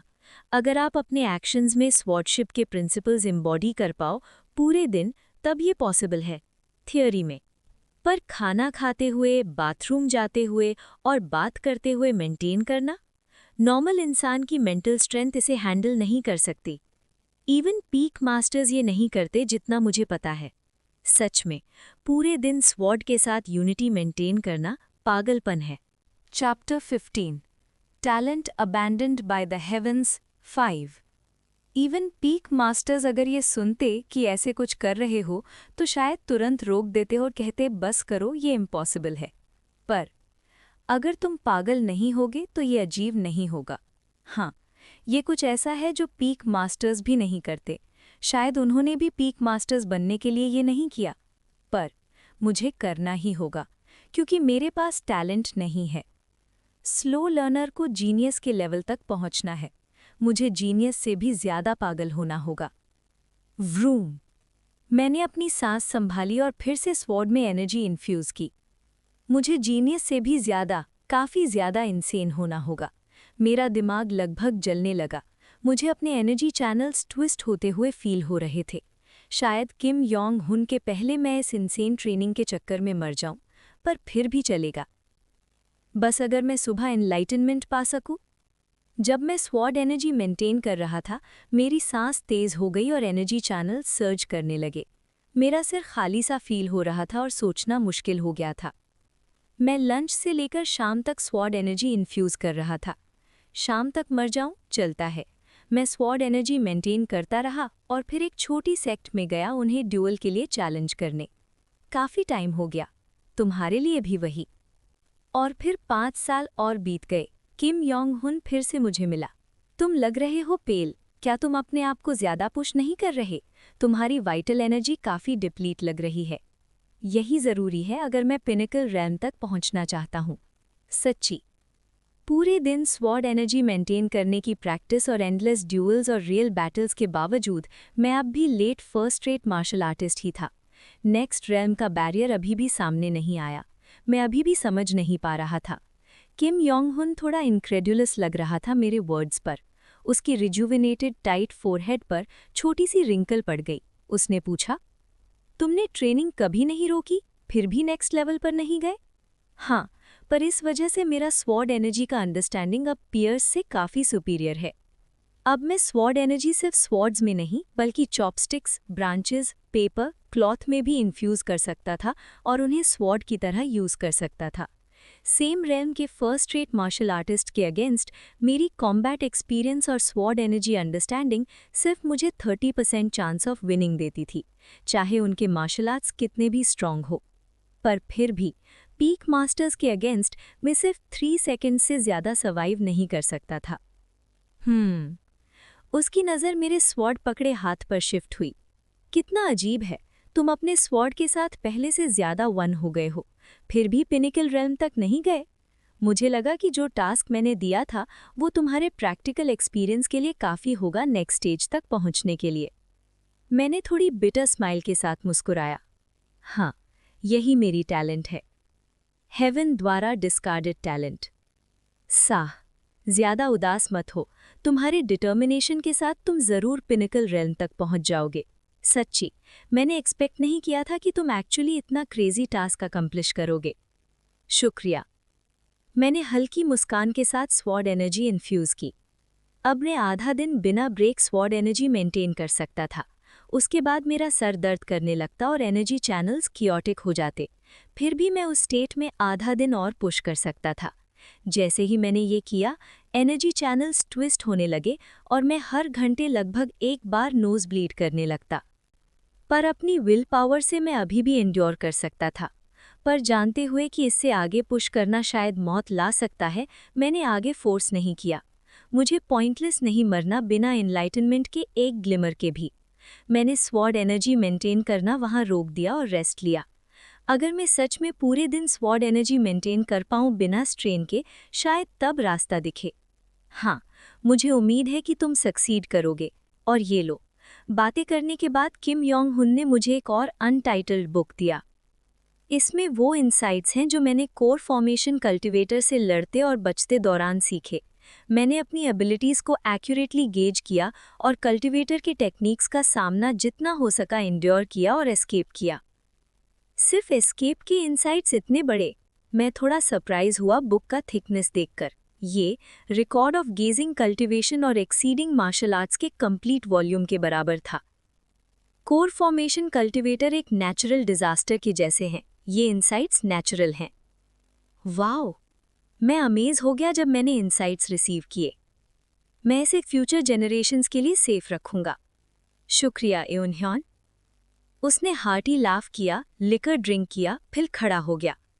फिर मैं जाकर कोर फॉर्मेशन कल्टीवेटर्स को ढूंढूंगा। उम्मीद है अगले टाइम फिर मिलेंगे। और तुम्हारी नेक्स्ट टास्क के लिए कोशिश करो कि हमेशा याद रखो हर सराउंडिंग सीनरी जो तुम क्रॉस करते हो। पूरी सराउंडिंग सीनरी? हाँ, बैटल या मार्शल आर्ट्स स्पार्स में हमेशा सराउंडिंग टेरेन और फीचर्स को याद रखो और उसे यूटिलाइज करो। अब ये हमेशा करो, सिर्फ बैटल्स में नहीं। ये क्या? इस बार का टास्क भी इंसेन लग रहा था, जैसे पहले का पूरे दिन स्वॉर्ड एनर्जी मेंटेन करना। बेसिकली वो चाहता था कि मैं एक ह्यूमन सीसीटीवी बन जाऊं, कांस्टेंट स्पेशल अवेयरनेस के साथ। आई होप मेरा सिर एक्सप्लोड ना हो जाए। मैंने अपने सिर को हिलाकर ये नेगेटिव थॉट्स हटा दिए। ठीक है, किम योंग हुन जो एक रेल्म तक पहुंच गया जो किसी मार्शल आर्टिस्ट ने पहले नहीं देखा, इस टास्क को सेट करने की वजह होगा। उस दिन से मैंने हर ऑब्जेक्ट और फीचर की लोकेशन मेमोराइज करना स्टार्ट कर दिया। 30 इयर्स मेरे रिटर्न के बाद और 5 years continuously special awareness maintain करने के बाद अब मैं प्राउडली कह सकता हूं कि मेरा स्वॉर्ड एनर्जी अंडरस्टैंडिंग सबसे सुपीरियर है। पूरे दिन स्वॉर्ड एनर्जी मेंटेन करना एक इंसेन फीट अब मेरी सेकंड नेचर बन गई, सिर्फ स्लीप के टाइम के अलावा। स्पेशल अवेयरनेस भी पहले पेन देता था, अब हैबिट बन गई। मैं गारंटी कर सकता हूं कि सेम रेल्म के फर्स्ट रेट मार्शल आर्टिस्ट के अगेंस्ट 40% विनिंग रेट है, सिर्फ स्पेशल अवेयरनेस, कॉम्बैट एक्सपीरियंस और स्वॉर्ड एनर्जी अंडरस्टैंडिंग के बेसिस पर। और सबसे इनकरेजिंग चीज़, मैं सक्सेसफुली पीक मास्टर के अगेंस्ट 4 सेकेंड सर्वाइव कर पाया। ये एक एनकरेजिंग अचीवमेंट था। इसका मतलब था कि मैं अब पीक मास्टर्स के साथ कम से कम एक और मूव एक्सचेंज कर सकता हूँ। हाँ, मैं ग्रो कर रहा हूँ, चाहे धीरे धीरे ही सही। किसी दिन मैं ज़रूर पिनिकल रैम तक पहुँचूंगा। मैंने फिर से किम योंग हुन से मुलाकात की। लंबे समय के बाद उसे देखते ही मैंने नोटिस किया कि उसके चेहरे पर एक दो स्कार्स आ गए थे। ये स्कार्स? ये कोर फॉर्मेशन कल्टीवेटर के साथ लड़ते हुए मिले हैं। ये देखकर मैं हैरान रह गया। अब तक कई जन्मों के दौरान उसने कभी भी स्कार्स नहीं लिए। मार्शल आर्ट्स मास्टर करते हुए कभी चोट नहीं लगी। कल्टीवेटर्स के साथ लड़ते हुए भी एक नियर फेटल वूंड से कभी स्कार नहीं बना। और अब उसका चेहरा स्कार्स के बावजूद जिंदा और एनर्जेटिक लग रहा था। मैं 2 बार कोर फॉर्मेशन कल्टीवेटर के हाथ काटने में सक्सेसफुल रहा और फिर भी बच गया।